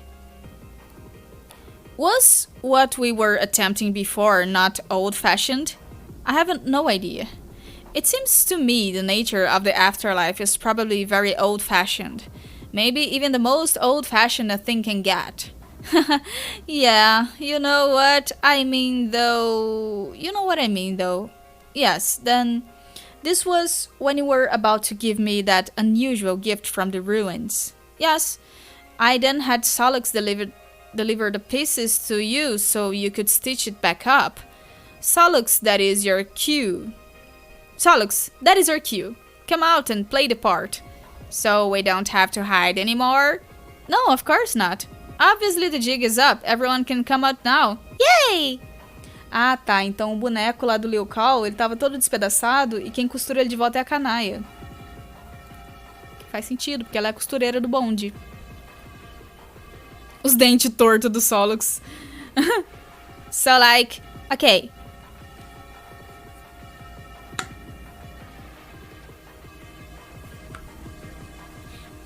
So I'm supposed to act out what I did before when I brought her these shitty doll parts? Is that what's going on here? Yeah, I'm still not sure, Aradia. Are we supposed to be role-playing? No, guys, come on, this isn't that complicated. We're just revisiting the past, just like we would if we were talking about it. But it just so happens we can watch it happen as we talk about it. And, as a matter of fact, this story does involve a role-playing game, but not in that way. This is kind of stupid. You are stupid, and you sound stupid. How is this? It's so stupid. Why the fuck is my buzz full of all this stuff suddenly? I don't know, but you may be waking up soon. Ah, é quando o Karkat estava colocando os dentes na boca dele. Oh, okay, great. Though I will miss the rest of the cool story, okay? Maybe not if we hurry this along. Wait, before we do, hi Kanaya, it is nice to meet you. Hi Jade. What is that thing you're wearing? You don't like it? No, I didn't mean to sound disapproving, but I do think more colorful apparel suits you better. Yes, I know, you told me. I did? Yes, but you probably haven't yet. Not from your perspective.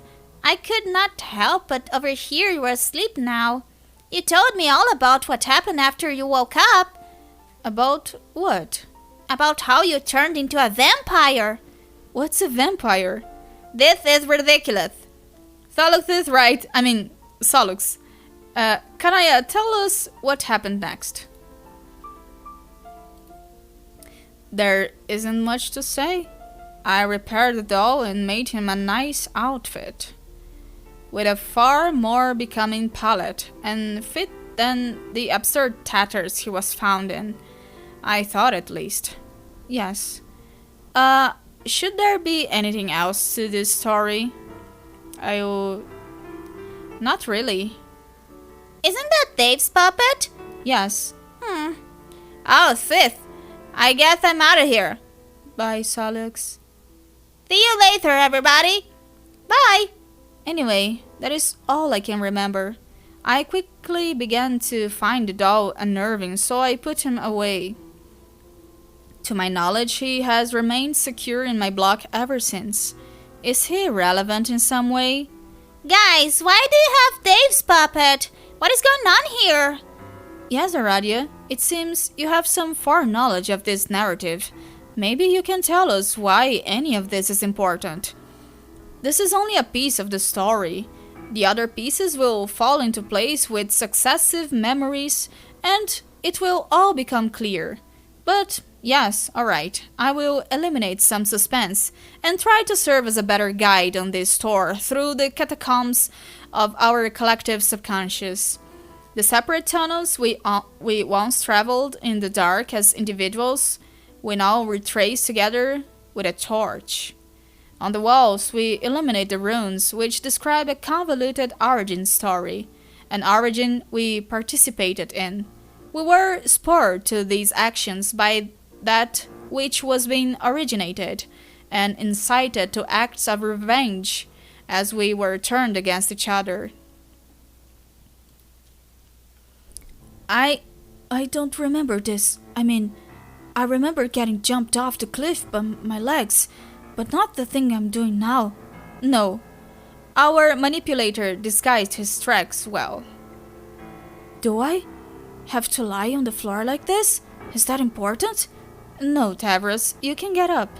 Also, can we, or at least I, be not in this memory? Because it's one that's not as great as most.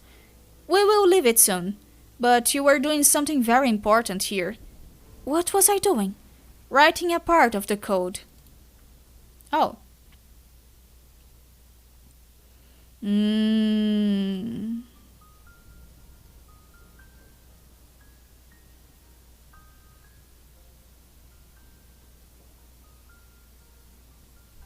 Por que tem sangue nesse boneco? An incomplete fragment consisting of 4 symbols, comprising the first word of a binary refrain. A pair of sounds emerging from the belly of a fabled tyrant's menace, but you altered only one sound of the pair.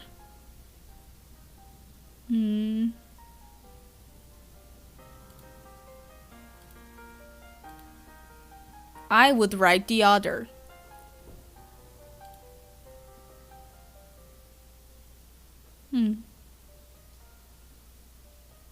Tick-tock. In the suit of my ruined hive, I scrawled my part of the code, completing the phrase of legend. The persistent sounds set to accompany the ultimate demise of the tyrant, less an arm and an eye. But even these 8 characters, the scrawlings of charge, were still but half the code. Break.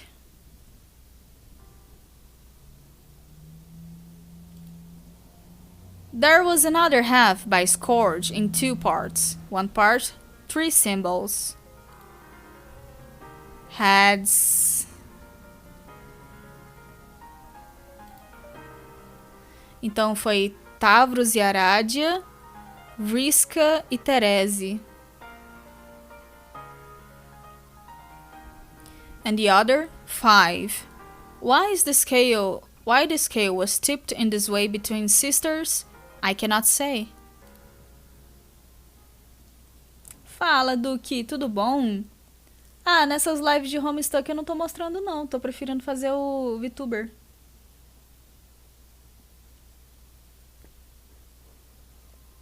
Soraya.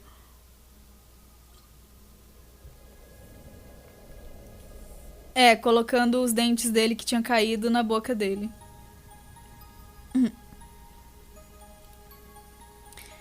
Each fragment would be transcribed in our rulebooks, sealing the collaboration between Rustbloods and Rustbloods, completing the code for our session's architect. Not exactly. There was another fragment. Oh? Yes. Ah, tá, eu tô lendo como se fosse a Vriska, mas na verdade é a Aradia Bot. There was another fragment. Oh? Yes. An additional 8 symbols. From a wildcard source, I suppose. Honk, honk. E ele não escreveu com nada...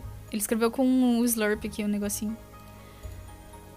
It came from a timeline not meant to happen. The one I came from to ensure it wouldn't, thus sealing my fate.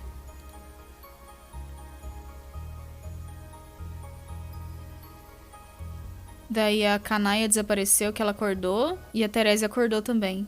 A cara de preocupada da Jade. Ah, esse é a linha do tempo em que a Therese e o Karkat morreram.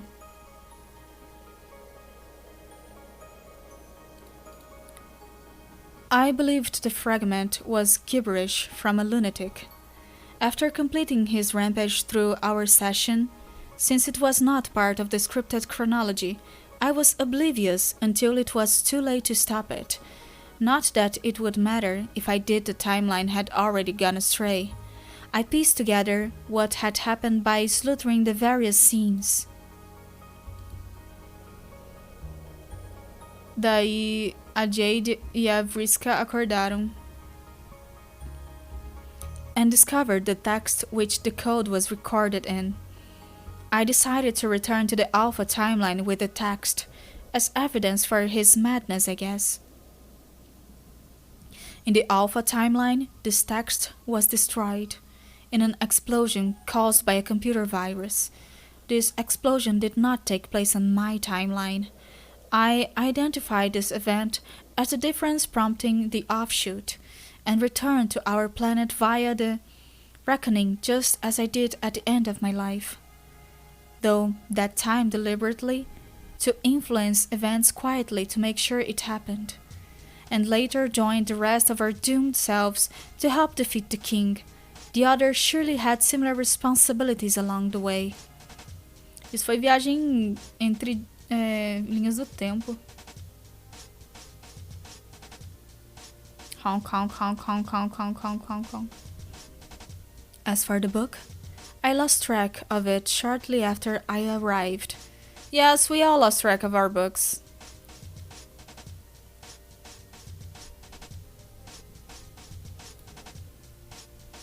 A rainha. They were gathered surreptitiously by agents assigned to the task.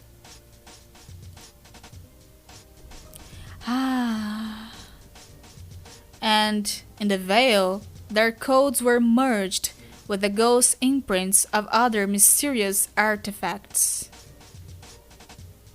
Juntou a bola de cristal da Vriska com o Liu Kao. E assim foi criado o Doc Scratch, o segundo guardião.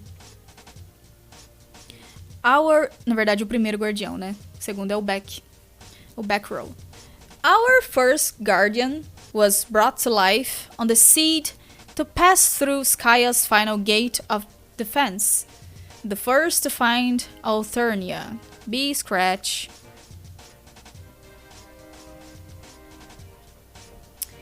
You once again try to be Doc Scratch and fail spectacularly. You can't be him no matter how hard you try. It is impossible. In fact, I think it would be for the best if I commandeered the narrative completely for a while. I trust you won't mind if I speak in white. It's not actually negotiable, but as a courtesy, I will enclose my words between a pair of visually audible brackets. I am doing this because I can.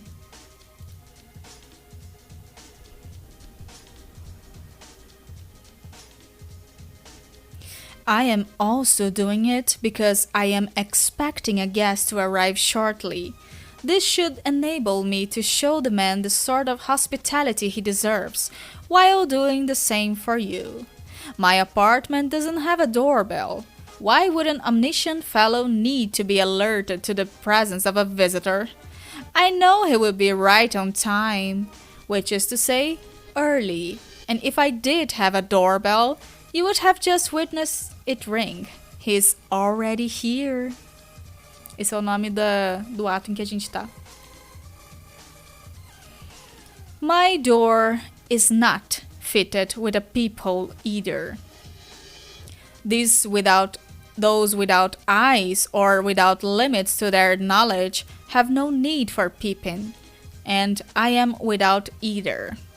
I have never once peeped at or through something, and I doubt I ever will. Aperture built into physical surfaces to reveal what's hidden behind them are for those with particular handicaps. They are for those lacking advanced vision to render the opaque permeable to light, or those lacking advanced knowledge to render the concealed information irrelevant, or both. They are for people who I call suckers. I know the identity of anyone who stands behind this door, even in those cases where I have not extended an invitation to the visitor personally. Pardon me while I let Jack inside. Oh, esse Jack. Carinha de anjo, sorriso de cristal. Carinha de anjo, quisera imaginar como você faz pra conseguir que o mundo gire ao ritmo do seu coração. Não imagino o que eu sinto por você, carinha de anjo. Ah, que saudade dessa música. Did you not believe it would be Jack? Who else would it be? Someone who would have suspected anyone else is a person I would also describe as a sucker. Ha, he, hoo. Hello, Slick. Won't you please and... Cluck. Oh, for heaven's sake. Bonk, bonk, bonk, bonk, bonk, bonk. Jack, stop it. Jack, Slick? Which would you prefer I call you? It's one of the strange points, you uncertainty which surrounds you. of uncertainty which surrounds you. Obrigado, obrigado. Maybe it is that you don't particularly care. Your flair is for the plain and serviceable, isn't it? Not much of your vanity is tied up in a name, I'd guess. Not going to tell me? Fine, I won't tell you my name either. Well, I might, if you would just show some manners and stop hitting me with that ridiculous horse hitcher. I won't crack, no matter how senseless the drubbing. If only it were that simple. You're not going to stop, are you? It will be very difficult to discuss our points of mutual interest like this. I was prepared to go about it in a civilized way. Even though I knew very well I would spend the first several minutes of our meeting sitting on the floor while being flogged. I have even prepared a bowl of candy for you, which I know you will enjoy. Courtesy is important, Jack. Do you have anything at all to say? Any form of communication you care to attempt beyond the sound Iron makes against my head repeatedly? No, of course not.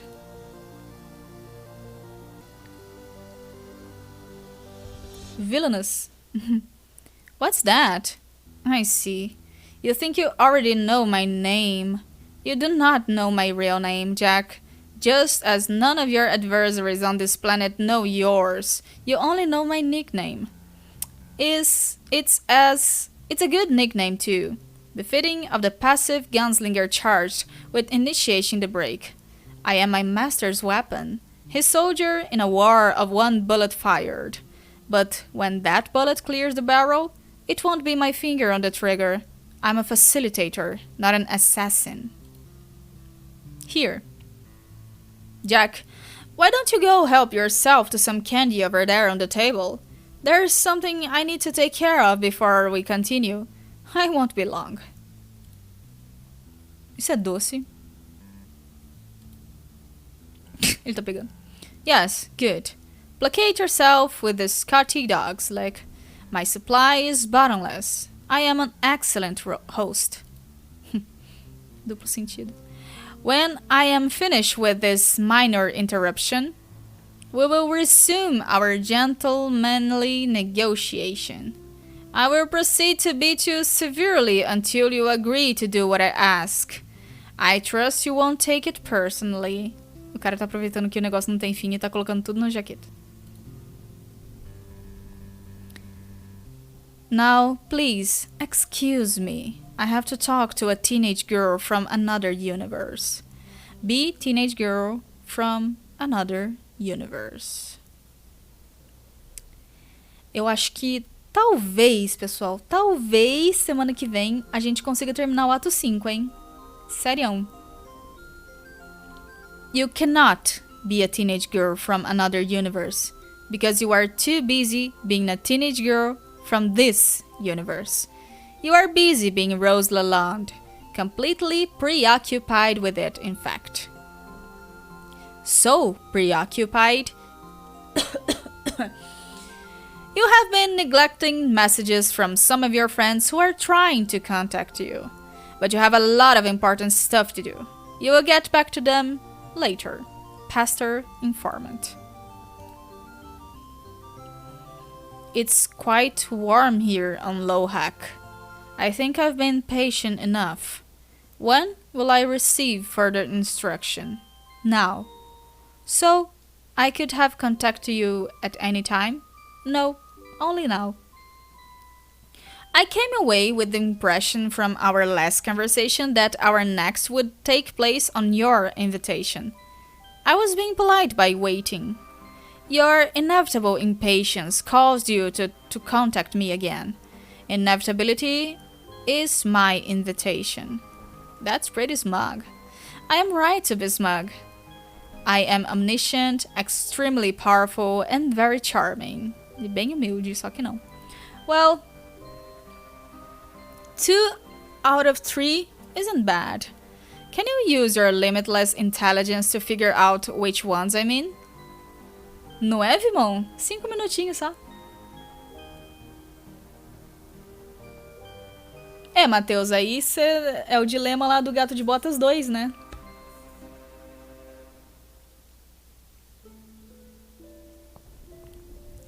Can you use your limitless intelligence to figure out which ones I mean?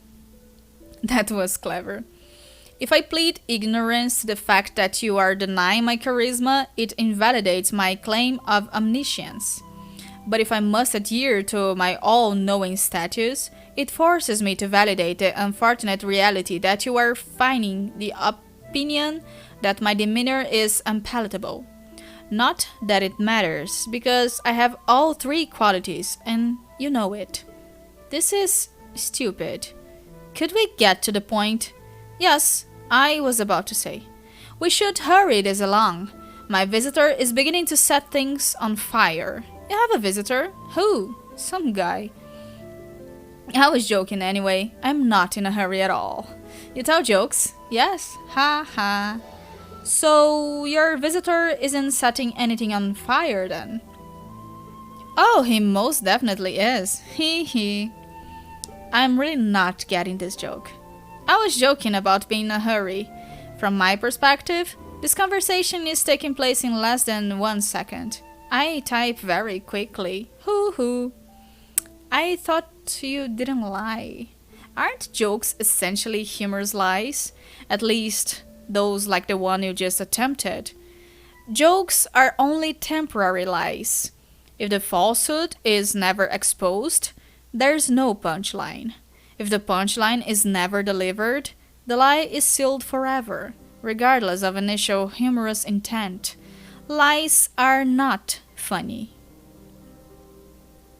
Poético. I think if you're going to risk tarnishing your record of honesty, you should probably get better material.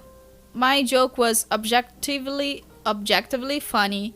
Who would know better than I? Okay, so you're saying an inaccurate statement doesn't count as a lie so long as you say, just kidding, later? Basically. What if it's much later? It is still just a joke? No, that would be something closer to a prank. I don't play pranks very often. Are you allowed to lie about playing pranks? If I asked you if you were playing a prank on me, would you tell the truth? I am allowed to do whatever I want. I choose never to lie. I also choose to tell jokes now and then and to play pranks quite sparingly.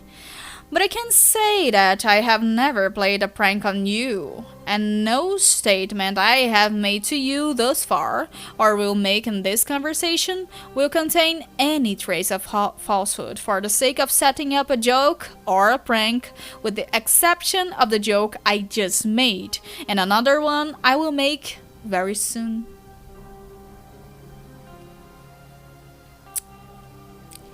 I'm starting to change my mind. Oh, yes? I think your joke was funny in retrospect.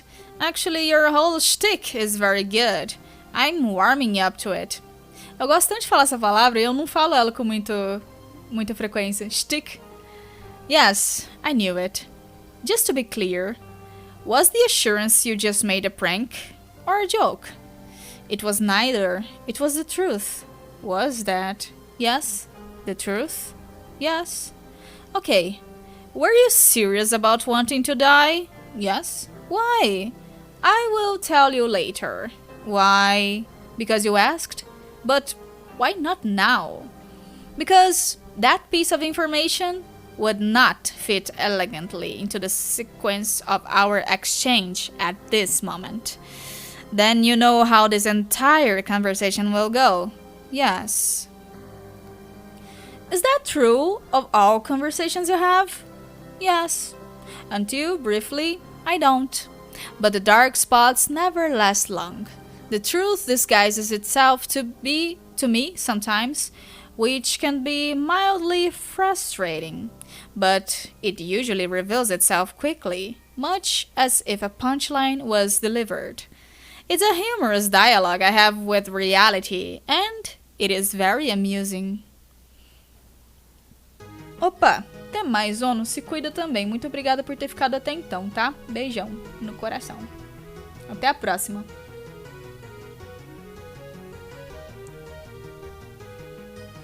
Beber uma aguinha.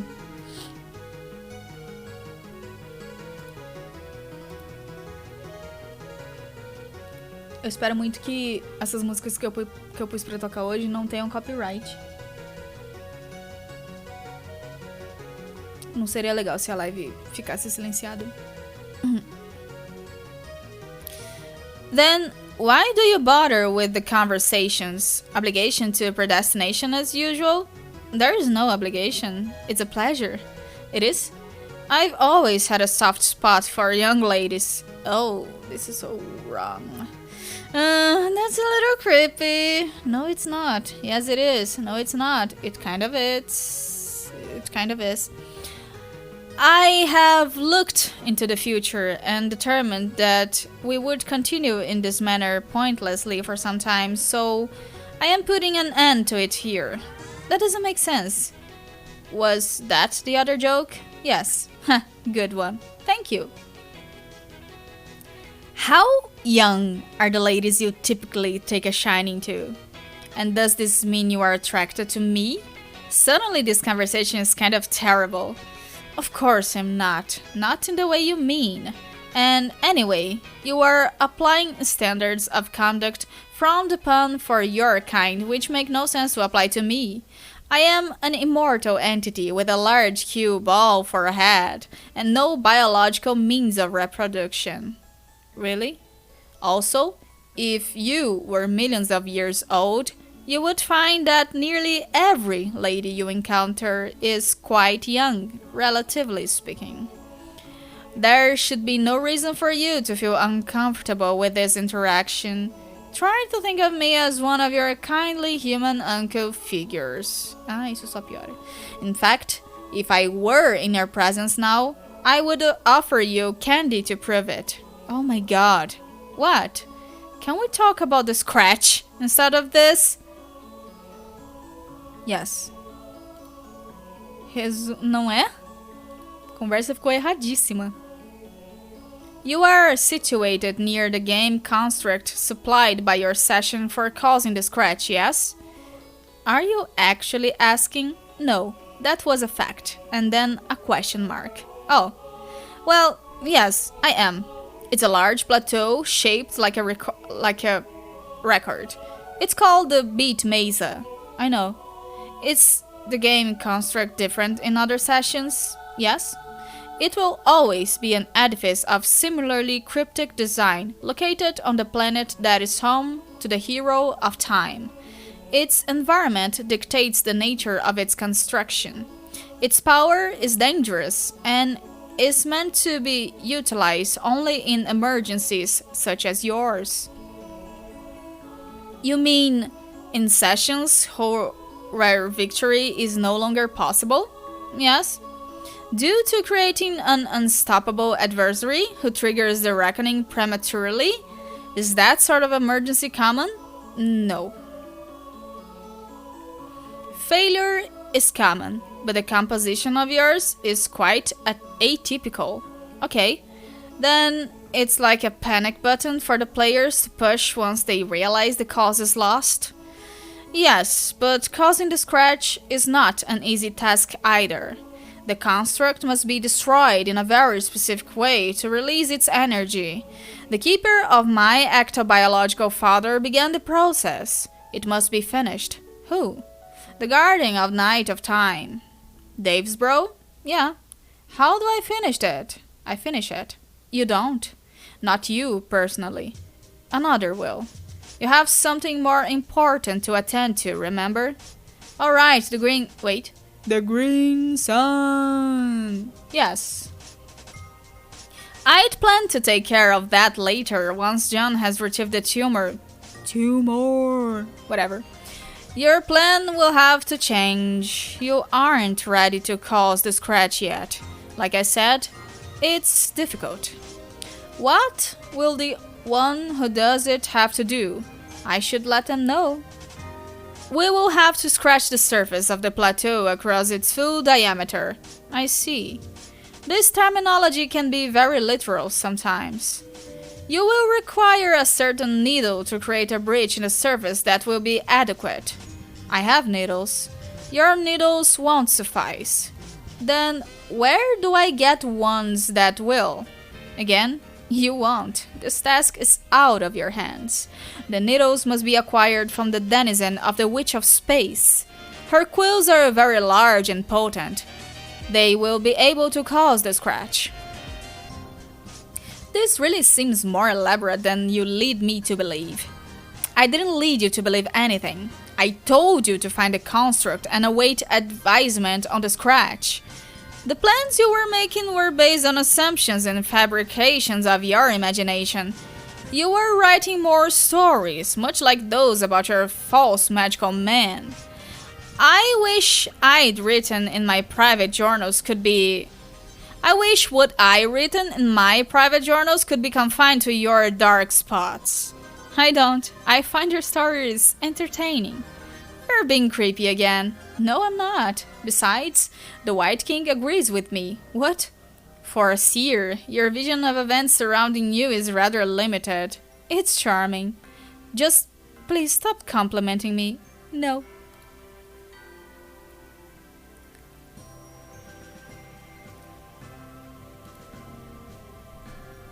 Fine. Then, please, at least trying to sound more sarcastic when you do it. Oh, sure, I am really going to do that. Yes, very likely. Then the scratch will be implemented later by either John or Dave, I presume. You use the male pronoun. Yes. I guess it makes sense that it would happen later. My understanding is that Jack will not be banished from this session until near the end of the reckoning. Yes, Jack will exit your session later. Exit. But this has nothing to do with the scratch. Not directly, as you imply. I don't understand. I thought that was the point of the scratch. To open a rift in space-time, as it were, and banish him into the Trolls session. No. That is not the purpose of the scratch at all. The scratch does not open a rift in space-time. Then why have you directed me to cause it? Does it have something to do with enabling you to die? No, not directly. The scratch has nothing more to do with my death than any other single event ultimately contributing to my demise. I think it's disingenuous for you to behave as if I have not been misled. You say you don't lie, but what about lies of omission? Lies of omission do not exist.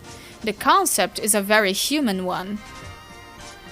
It is the product of your story writing again. You have written a story about the truth, making emotional demands of it, and in particular, of those in possession of it. Your demands are based on a feeling of entitlement to the fact, which is very childish. You can never know all of the facts. Only I can.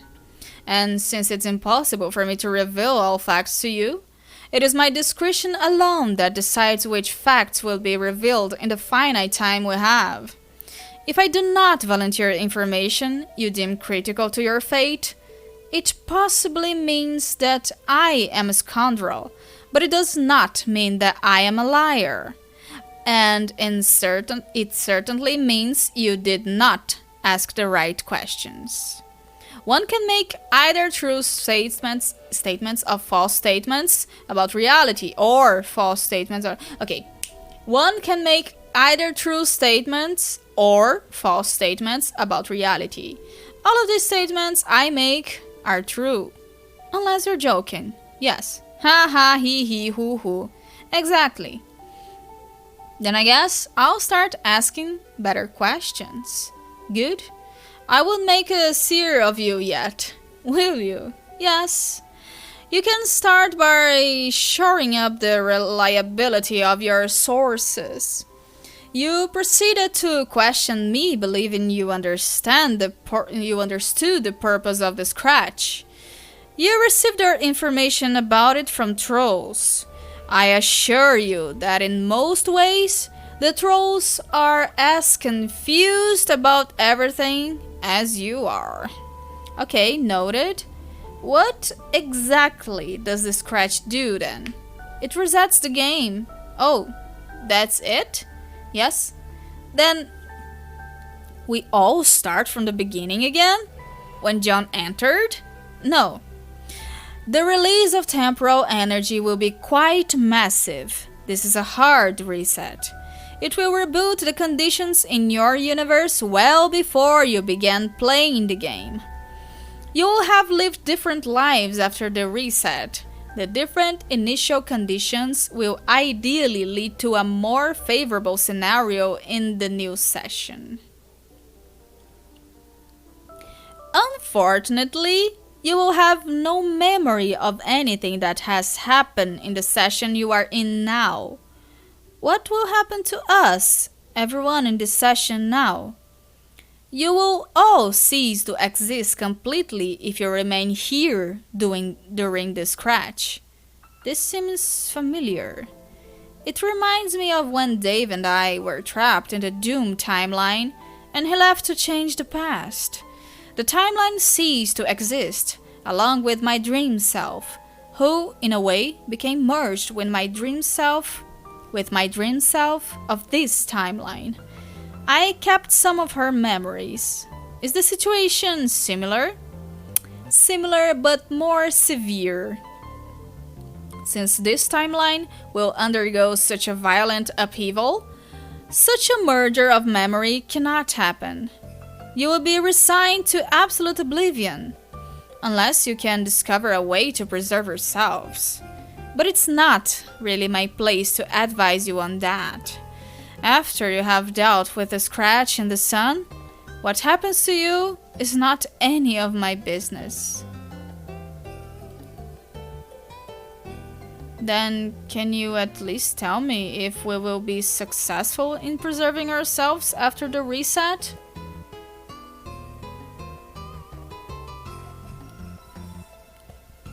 I don't particularly enjoy spoiling things for people when unnecessary. I find speaking in a discreet color helps avoid this. So, if the scratch isn't specifically meant to banish Jack from the session, and our quest to destroy the sun is meant to kill him, why the reset necessary at all? Why is the reset necessary at all, especially if it means oblivion for us? Because you cannot achieve the ultimate reward in this session. Your battlefield is cancerous, and the reckoning will destroy it prematurely regardless. By resetting, you will create a session which can bear the fruit of a new universe, even if you will not be the ones to claim the reward. Don't you want to fulfill your purpose? I guess. But it's a little disheartening to learn I'm now faced with not one but two suicide missions at once. One to destroy Jack's power source and defend all of existence, and another to ensure our cosmic progeny at the price of oblivion. That frames the dual objectives accurately. But if you are inventive, you may find a way to survive the reset and participate in the renewed session. It's up to you.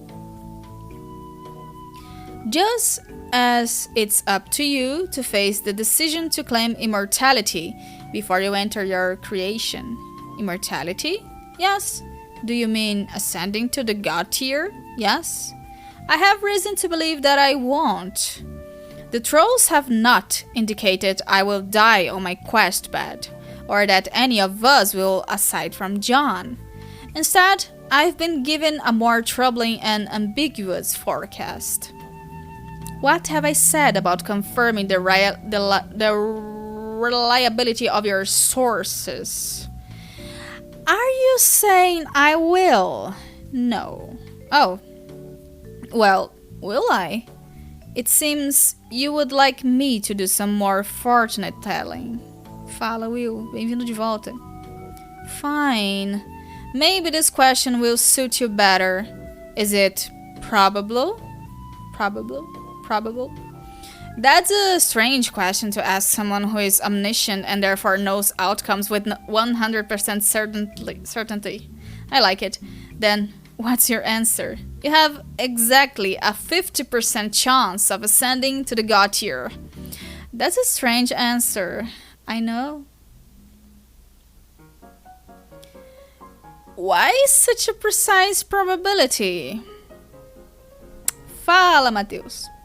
Because, much like the decisions you must face to complete your dual suicide missions, you have two ways of achieving godhood to choose from. Two ways? Matheus, você resetou! Parabéns, Matheus, você resetou! Essa foi a sua terceira ou sua quarta resetação?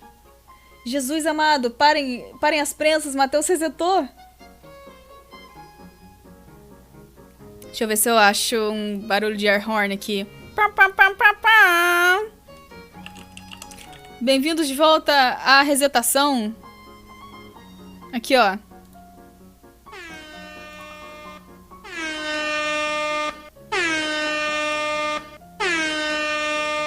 Pronto, chega. Honk honk pra você. Parabéns.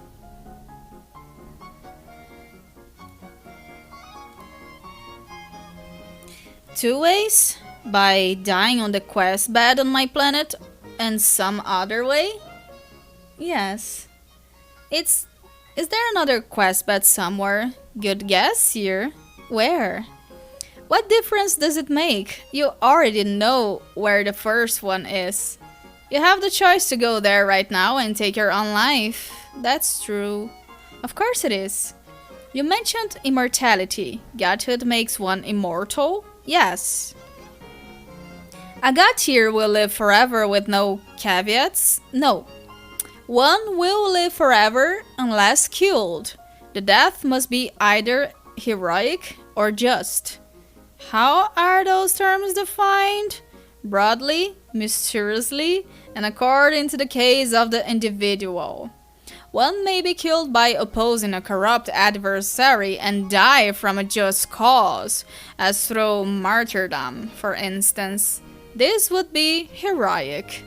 Or one may be subject to corruption and slain by a hero. This would be just. Which sort of death will you have when I destroy the sun? Neither. I am not a god.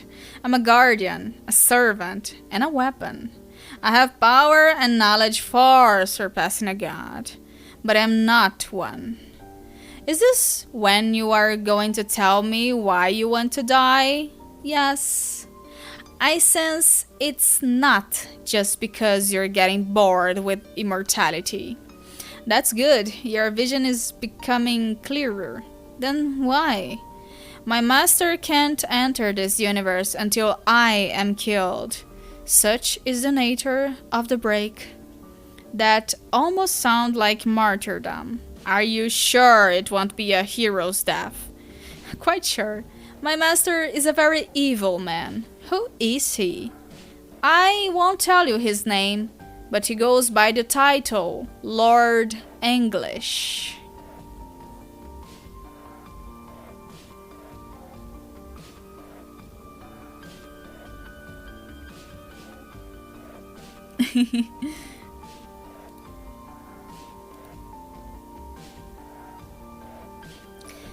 This doesn't sound like an especially admirable objective.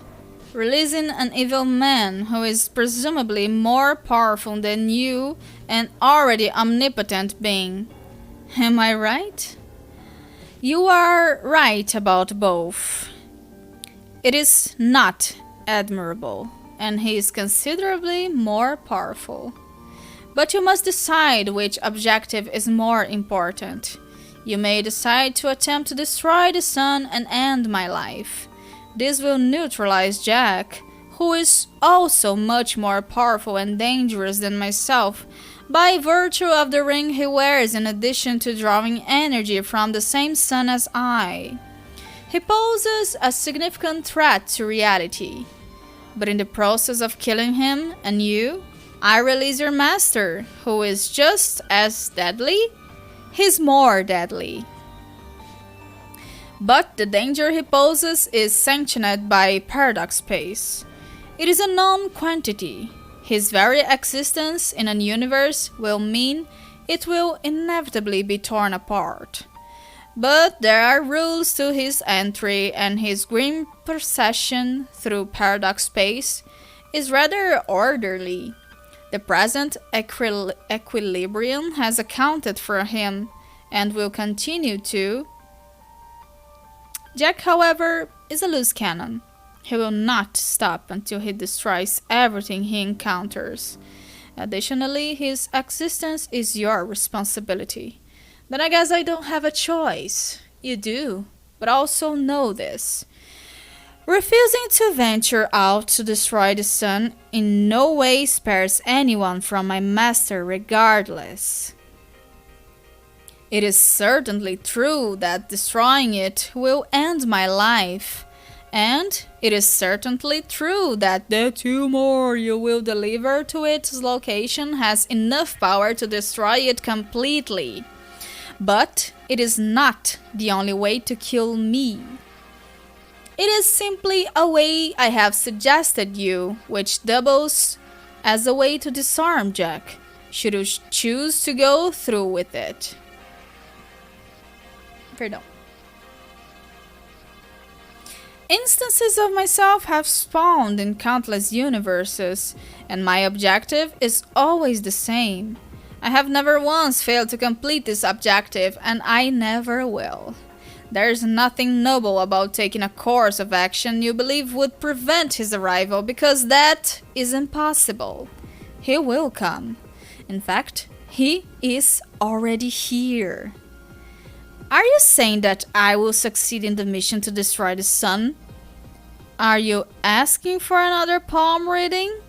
You seem rather keen on acquiring a fortune from me, considering you are the one with the crystal ball. I'm just trying to ask as many questions as I can. It's the only way to find in the dark spots in your obstinacy. I've been very helpful, and I will continue to be. I myself do not care to be an oracle, but I can graciously supply you with one. Can you? An eager concert has brought you one of my seeds. It appears you have amassed followers who wish to please you. How fortuitous! Your seeds? The white orb. Oh, the cue ball. How did I not notice this?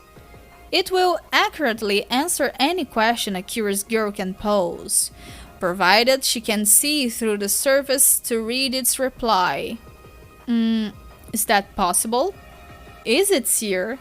Given your title and all the tools of prognostication at your disposal, it seems to me I should be the one asking you the questions. How can I see through it? It seems you weren't listening, so I will state this again in the form of a question. Don't you think I should be asking the questions from now on? Yes, if you wanted to be disingenuous and irritating. Don't you think a clever person should be able to acquire information from someone who only asks questions? Then it's a challenge. I pass. Do you have a choice? What if I'm feeling a bit stubborn? Okay, so what you mean is I should continue humoring your leading questions until you happen to ask certain rhetorical questions that contain information I need. Was that a question? That was a fact. And then a period. How does a seer see? With a crystal ball? I already considered that. I don't think I can get the focus of the ball to zoom in tight enough on the cue ball's enclosure to read the answers. How else does she see? By other magical means, I guess? Should I use magic? Do you believe in magic? Magic is real. I've been using it. Are you sure? Use whatever word you want to describe it. I have magic wands. They are very powerful and they allow me to be magic. Your questions are silly. What makes you convinced the wands are responsible for your abilities? Because I did not have the abilities before I made them. Could this be circumstantial? Could it? Is there an echo? Is there an echo? He he. I don't know what you're getting at. How about another leading question? Wait, what did you combine to make those wands? Some stuff. Knitting needles? An inexpensive figurine of some fictional fellow with long whiskers? A simple textbook on the zoologically dubious? Why would this mundane combination of objects grant a child such an alarming mastery over dark forces all at once? I'm guessing this is one of the rhetorical questions meant to be informative. So then my answer should affirm how ridiculous that sounds, shouldn't it? Maybe that wasn't even a question. Yes, it was. Okay, magic is fake, the wands are useless toys, and there's something else going on. Next question. Would it be so difficult to believe the power you found to devastate your planet and create shortcuts through your session is not entirely by your own device? Would it be so difficult to believe a young lady could be unwittingly apprenticed by more powerful entities who meant her potential to be realized later through some arbitrary trigger? What would you say if I said a dutiful girl raised in the daylight was protected by a bulb-headed guardian and learned to glow in the dark after death? What would you say if I said a vengeful boy on a path of nihilism was taken under the wings of fearsome angels and learned to destroy hope with their light? What would you say if I said a reserved girl, enamored by what dwell in shadow, was selected by the horror terrors for service and did her bidding at every step while convinced of her own autonomy? What would I say to those short fables? Not much, except I gather the third is a story about me, and that there's a lesson you'd like me to take from it. That I should renounce my allegiance before my grim dark corruption is absolute. And while I'm at it, I should discard these useless wands, because apparently the power was in my little black heart all along. Is that right?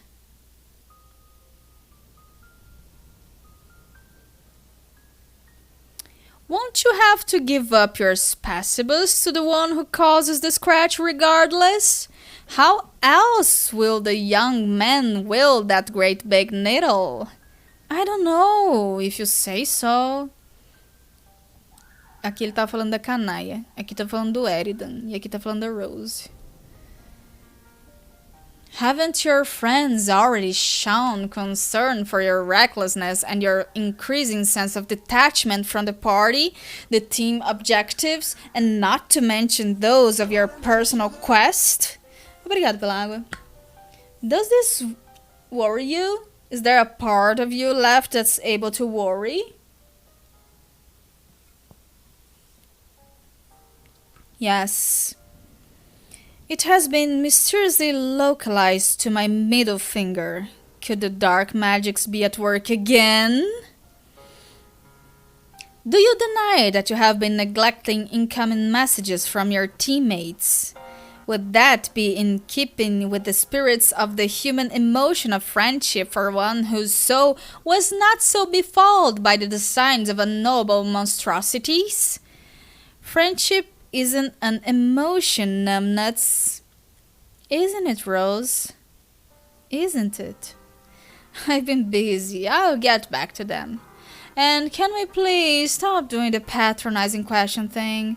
In exchange, I promise I will discontinue my patronizing responses. Can the omniscient be patronized? The omnipotent can do whatever they please. I guess I'm just asking you nicely to do me this favor. Very well. I will stop smothering you with surprise noodles, huh? But only because I find you to be adorable. So creepy, so cute, yuck. I'm going to ask the same question I asked earlier. Please do not regard it as a violation of my pledge. It is just an ordinary question like those crop up in an ordinary conversation. Okay. How does a seer see? I don't know. Be literal. With her eyes? Take the orb and ask it a question. I don't know what to ask anymore. I'm confused. What would you ask me?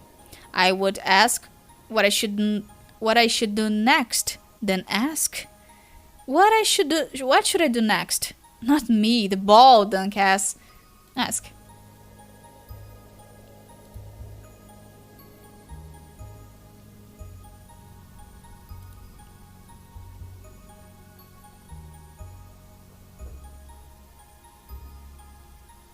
Answer Jade.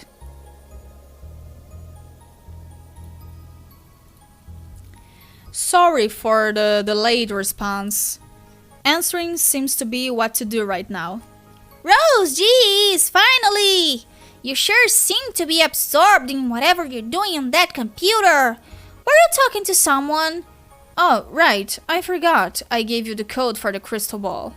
And here I was thinking I could safely delay responding to messages without seeming like an ass the way it usually works. Whoops.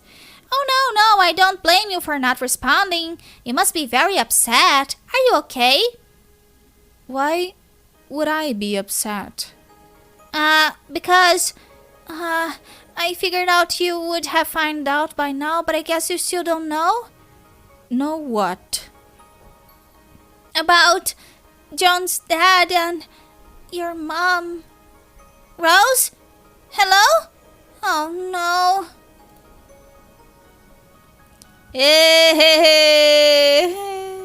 Tá porra. É agora, rapaziada. A merda vai rodar no ventilador agora. Rose, please say something. You are making me nervous. I should have gone looking for her. Why didn't I? Because you were busy trying to make the best of this situation. John was too, but he went to look for his father. It would have been normal of me. I can't remember what I was trying to prove anymore. I don't think you should be so hard on yourself about it. John was being John, and you were being you, which I guess meant taking our problems very seriously and putting all of your attention on solving them. And anyway, you and your mom had a much thicker relationship than John and his dad, didn't you? I mean, not that I am saying that means you are any less attached to her than him. I don't know if I'm very good at consoling people. Sorry, Rose, I don't want to make you feel worse. You're doing fine. For some reason raised by a dog. For someone raised by a dog. Or really, anyone. Thanks. Okay. You know, now we have all lost guardians. Dave lost his, and I lost mine in a weird way. Even though that was pretty much definitely my fault. And even the trolls all lost their monster guardians. I think that maybe it is an inevitable part of the game that can be cruel sometimes. For some reason, despite all the danger, I never thought she was in any trouble. I never believed she would actually die. I grew up with the feeling that something more significant had always been meant for her. That she was a heroine displaced in some way, resigned to the inglorious duty of raising me and preparing me in her way. I didn't actually need the ectobiological verification that she was like a mother and a sister at the same time. I always understood that somehow, and I felt she had knowledge and ability beyond what she let on. It was always intimidating, but nonetheless a source of respect, which was childish, begrudging on my part. I think she was just waiting for me to catch up with her, but now I can't. I am so sad. Rose, I think you are being stronger about it than I am. Probably because my emotions have now ceded to anger. This shouldn't have happened. Oh, well, I just hope you aren't thinking of doing something rash. I already was. I was going to go to sleep, fly to a sun bigger than our universe, drop a bomb in it, and kill myself. Yeah. So, if my course of action is to change on account of my mood, it can only become less impetuous, don't you think? I don't know. You never liked my plan very much anyway. Well, no, but I was trusting that you had thought it through and it was our best hope.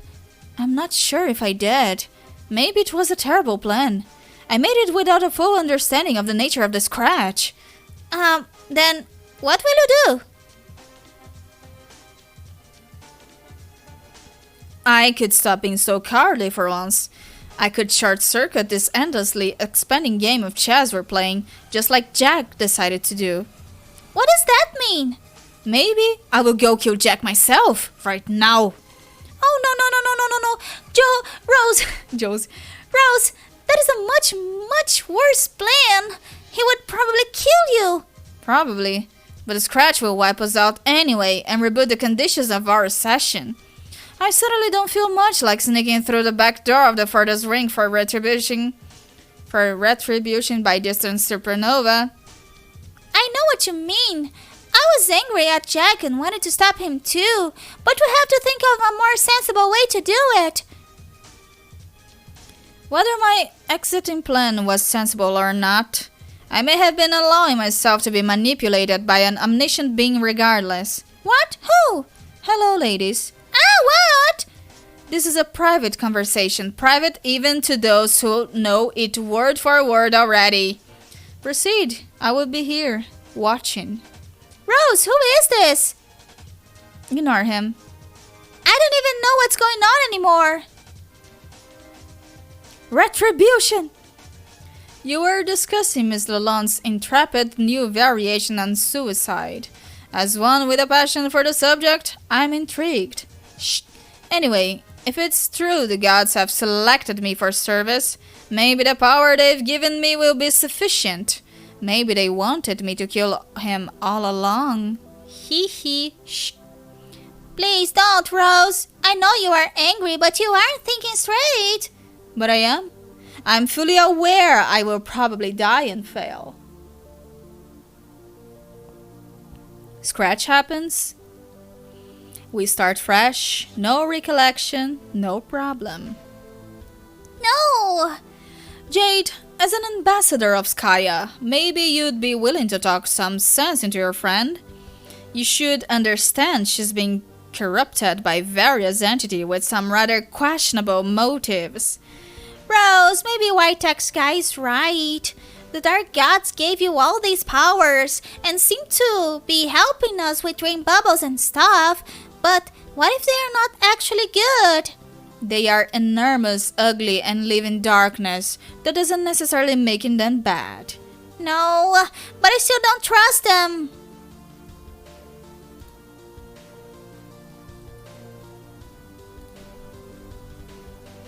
If only there were a way to make this determination with certainty. Through a reliable source within reach, for instance, at this exact moment, perhaps one that is spherical and devastatingly handsome. What's this weirdo talking about? The cue ball. Oh yeah, I noticed you found it. I was worried it had been destroyed when my room blew up. Is he saying you can use it? Yes, and he's right. Oh my god, does it work? It advised me to talk to you just now, so I guess so. Then maybe you should try it. Yes, Rose, listen to Jade. She is far less manipulative than I. What are you suggesting I ask it? Well, since we don't know much about the gods, why don't you ask it about them? So you're saying I should ask it if the gods are evil? I guess that is a way to put it. Even though, at this point, neither of you is highlighting my text to read it, this idea gets my vote. Go ahead, ask Seer. Ask.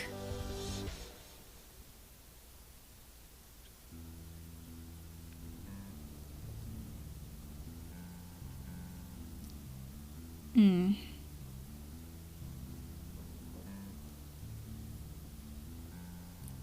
This is not good. Ah, cuidado com a epilepsia aí, pessoal. Meio tarde pra falar isso, né? Perdão.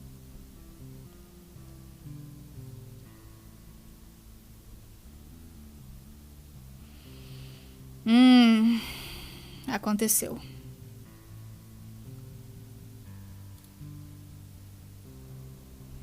E assim, Canaia não consegue mais ver a Rose. Porque a Rose agora é a Green Dark Rose. E ela está sedenta por vingança. You slip into the fabled Black Death trance of the Wu Gothics, quaking all the while in the blood-roundrich throes of the broodfaster tongues. You advise the members of your complacency not to be alarmed, as they chronicle the event in tomes bound in the tanned, writhing flesh of a tortured house color, with runes stoked in the black tears bled from the corruption-weary eyes of 50,000 imaginary occultists. But they fail to not be alarmed. Já era, rapaziadson. This is because, as is now painfully obvious to anyone with a brain, you have basically gone completely off the deep end in every way. You have officially gone grimdark. Rapaziadson, reserves urge to seek revenge. You make a half-hearted attempt to resist the urge.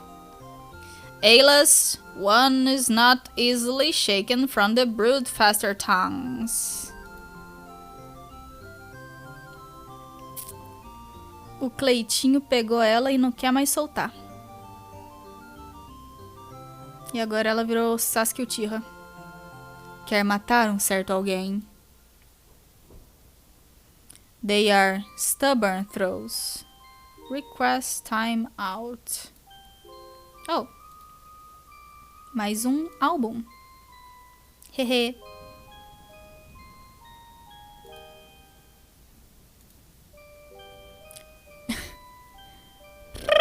Eu não tenho um apito aqui.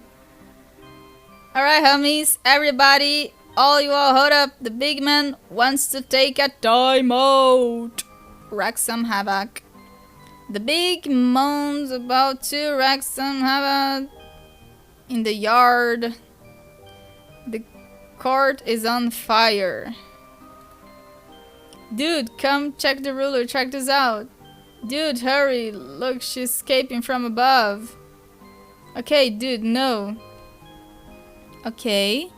How am I going to wreak some havoc in the yard with a meter, you chump ass? Again, with the metric system, what is even with you units, man? It's like you must be token up on a joint to make you stop, stoned or something. I can't even think of who leaves all these rings lying around like that. It's so infuriating. Shit's where's the manager? Dude, no, let me show you. No. 8.56 centímetros. Fuck no. You're Rose indo embora. Dude, you got to snap it brokeways. Splinters. Snoop. It was at that point when you got distracted by the author's hot self-insert. Who are you expecting? The Easter Bunny? You probably want to know how involved the big man wants to get into the story. How much will he fuck this up? Well, all you've got to say to that is... Wolf want to know... Oh no. I want to know, tell me, and please be smug about it. Puta que pariu. Como é que eu leio isso? Alright. As the indulgent self-insert grow in frequency, you may find yourself increasingly afraid that my direct interference with canonical events approaches inevitability. But you should understand that I am dealing with forces which, if handled recklessly, will nullify the basic ability of intelligent beings in all real and hypothetical planes of existence to give a shit. It would be stupid of me to mismanage these forces. And even stupider of you to worry about it, because it would be stupid for you to think I was stupid. In fact, I feel a little dumber just thinking about it. When the time comes, I will interact directly with the events of this narrative, but this moment will be responsibly confined to a passive intervention. It will be compact, surgical, and essential. My involvement will have such precision. I have been managed to quantify it in units of physical measurement. I will be involved in only the narrow corridor of space through which light will pass in 3 nanoseconds. My window of influence end to end will be exactly 1 yard. Eu não entendi porra nenhuma. Okay, anyway, let's get back to John. Por favor, locate tumor. Tumor! Look around, how lucky we are to be alive right now. Look around, look around. Ó, o tumor aí, ó. Grande.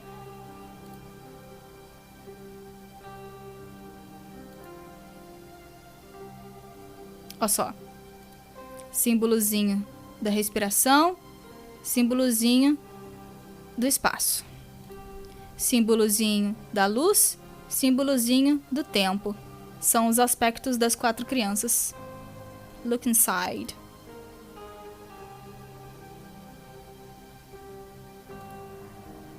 Tava doendo a vista mesmo.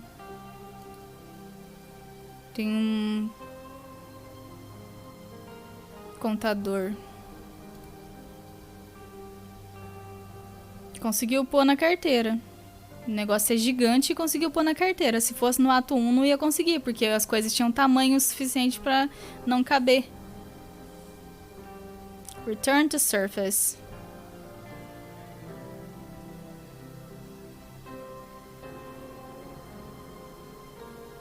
Essa animação é muito boa, né? Dá uma ideia de movimento certinho. Andrew Huss é um gênio maluco. Approach locals. You and your rabbit friend approach a gentleman wrapped in a fine white cloth, and his courageous cohort, a young man riding a great gust of wind.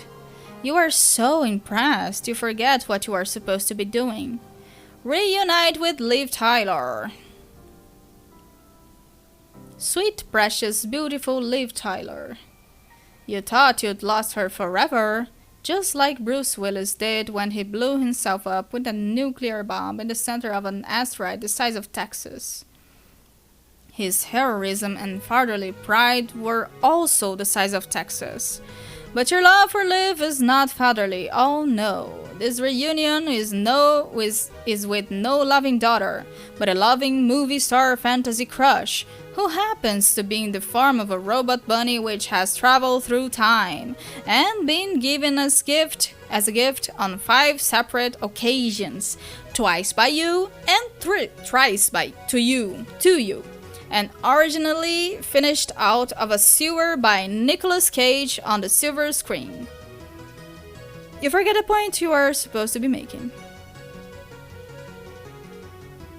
But you wonder where all of her sweet weapons went. She indicates in the language of plush toy pantomime that she has no idea. They all blew away in the breeze. Retrieve tiny hammer. This tiny hammer is so ridiculous. It's too bad it is not the right size. You would love to wallop some imps with such a fanciful weapon. You guess you could go around giving them little bops on the heads with it. Like a silly gavel. No, that would be too absurd even for a great prankster like you. You will discard this rubbish immediately. Wait, what is this? Tyler is handing you a note. Miss Tyler. John, one more thing. One more thing. This rabbit, I'm sure you've noticed, is armed to the stitches.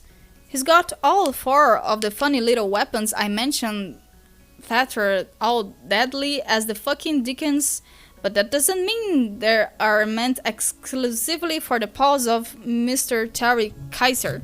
That is the name I call him. Heck no. You see, I adapted Terry with some doodads you may deem practical. An infinitesimator, which I used to littleify them down in the first place, as well as a monstrosity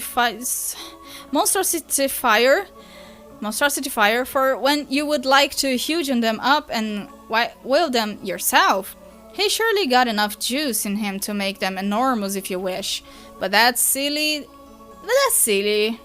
What would you even do with, say, a magical needle the size of a skyscraper, for instance? Preposterous.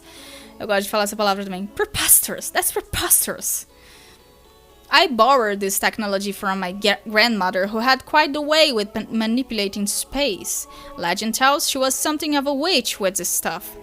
Once she was a brave hero like you and I, John, and the stars themselves twinkled in her cauldron. I would like to tell you who my grandmother is, I really would, but I can't. I think I have trouble keeping secrets. I like to be honest, just like you, and a lot of secrecy after a while gets me feeling a bit jaded. Green means grow, red means shrink. See you soon, Paul. J. Grandmother? You wonder who that could be. It's probably just Jade, with all the time shenanigans. What with all the time shenanigans? Huge hammer. Preposterous. Aí, ó. Prontinho. Temos o martelo da letra Z. É o meu martelo. 1 zillion. You got the Warhammer of Zilly-hoo! Oh, behold the glory of Zilly-hoo!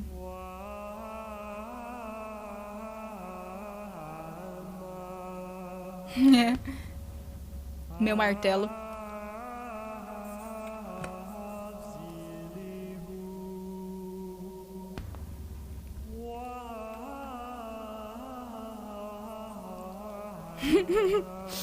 Essa história é tão idiota, cara. Eu amo tanto.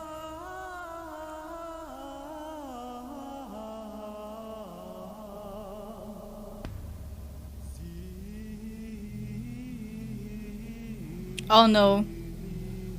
O Gamze também tem esse martelo.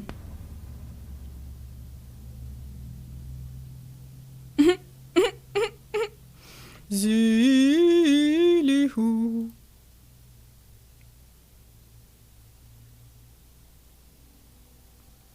You're so delighted by your red new hammer and the cool, huge abilities of Liv Tyler or Terry Kaiser or whatever his name is.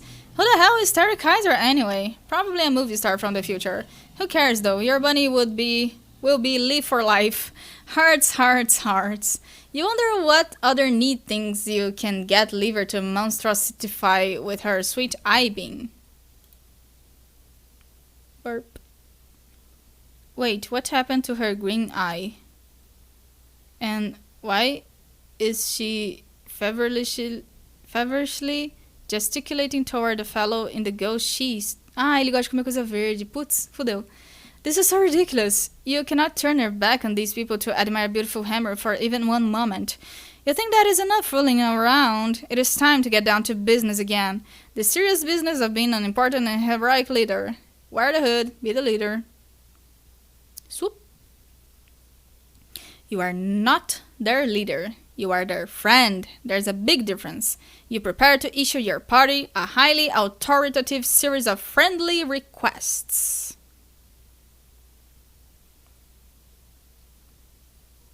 First, you request that everyone settle down.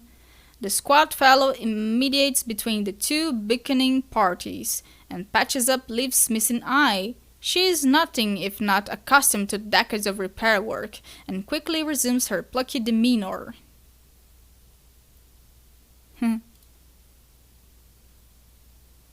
You then, in your most leaderly way, ask Liv to pilot that enormous battleship. She will now be known as Captain Tyler. She littleifies the ship down to something more manageable for a small bunny captain. Everyone is impressed. You give your wallet to your loyal chauffeur familiar. He looks puzzled. You inform the party that you will not be going on this journey. You must remain behind and continue looking for your father. But you insist their mission is the most critical of all. You know they can handle it. You believe in them. You instruct Captain Tyler to set a course for the ship's home. They must fly to Durs and deliver the tumor to the moon. Everyone salutes their intrepid friend leader. This is what teamwork is all about. And this guy.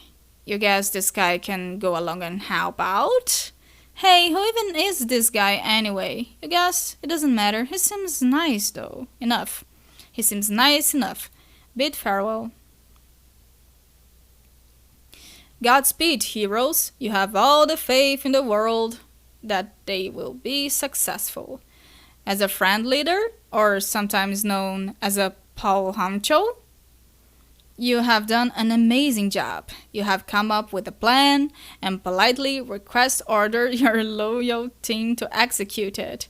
It is all falling into place perfectly. You are quite sure you have not failed to account for even a single thing. John, I am worried about Rose. I'm pretty sure she's on her way there to look for Jack. I can't say for sure because I can't see her with my goggles anymore for some reason, but I'm fearing the worst. Just in case, you should try to intercept her before she does something stupid like try to fight him. Also, I guess you probably still don't know about your dad yet, do you? Darn, why do I always have to be the one to break terrible news? John? Ele deixou... Oh, no.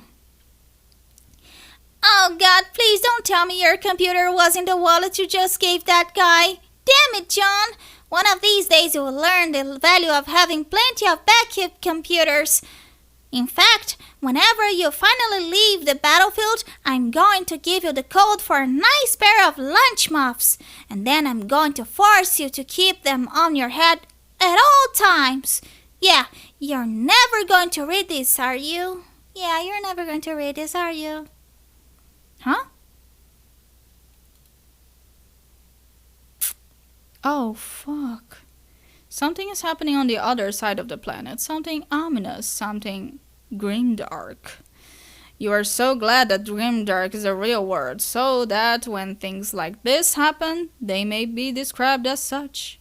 Maybe your dad is over there? You believe you will investigate. Approach grimdarkness.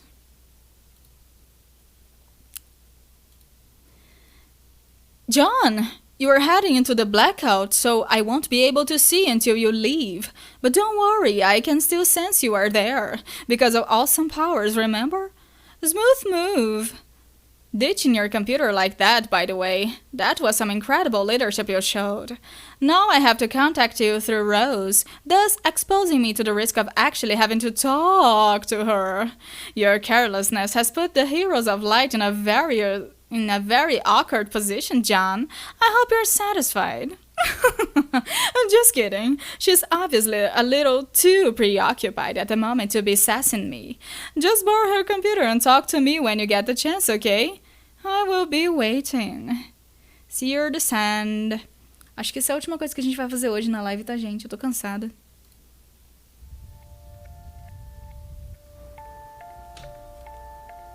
Tá, essa é a penúltima coisa que a gente vai fazer hoje, porque vai ter outro sound.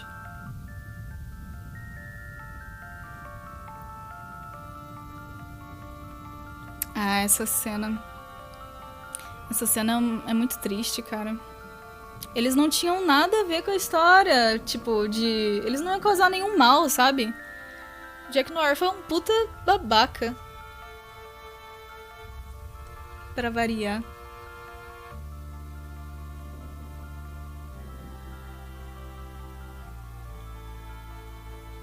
É, a Rose não devia ter brincado com o Cthulhu.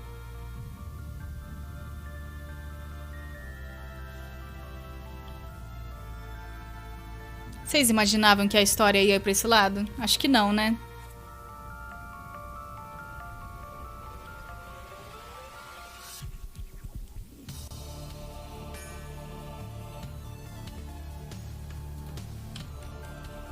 Oh, fuck.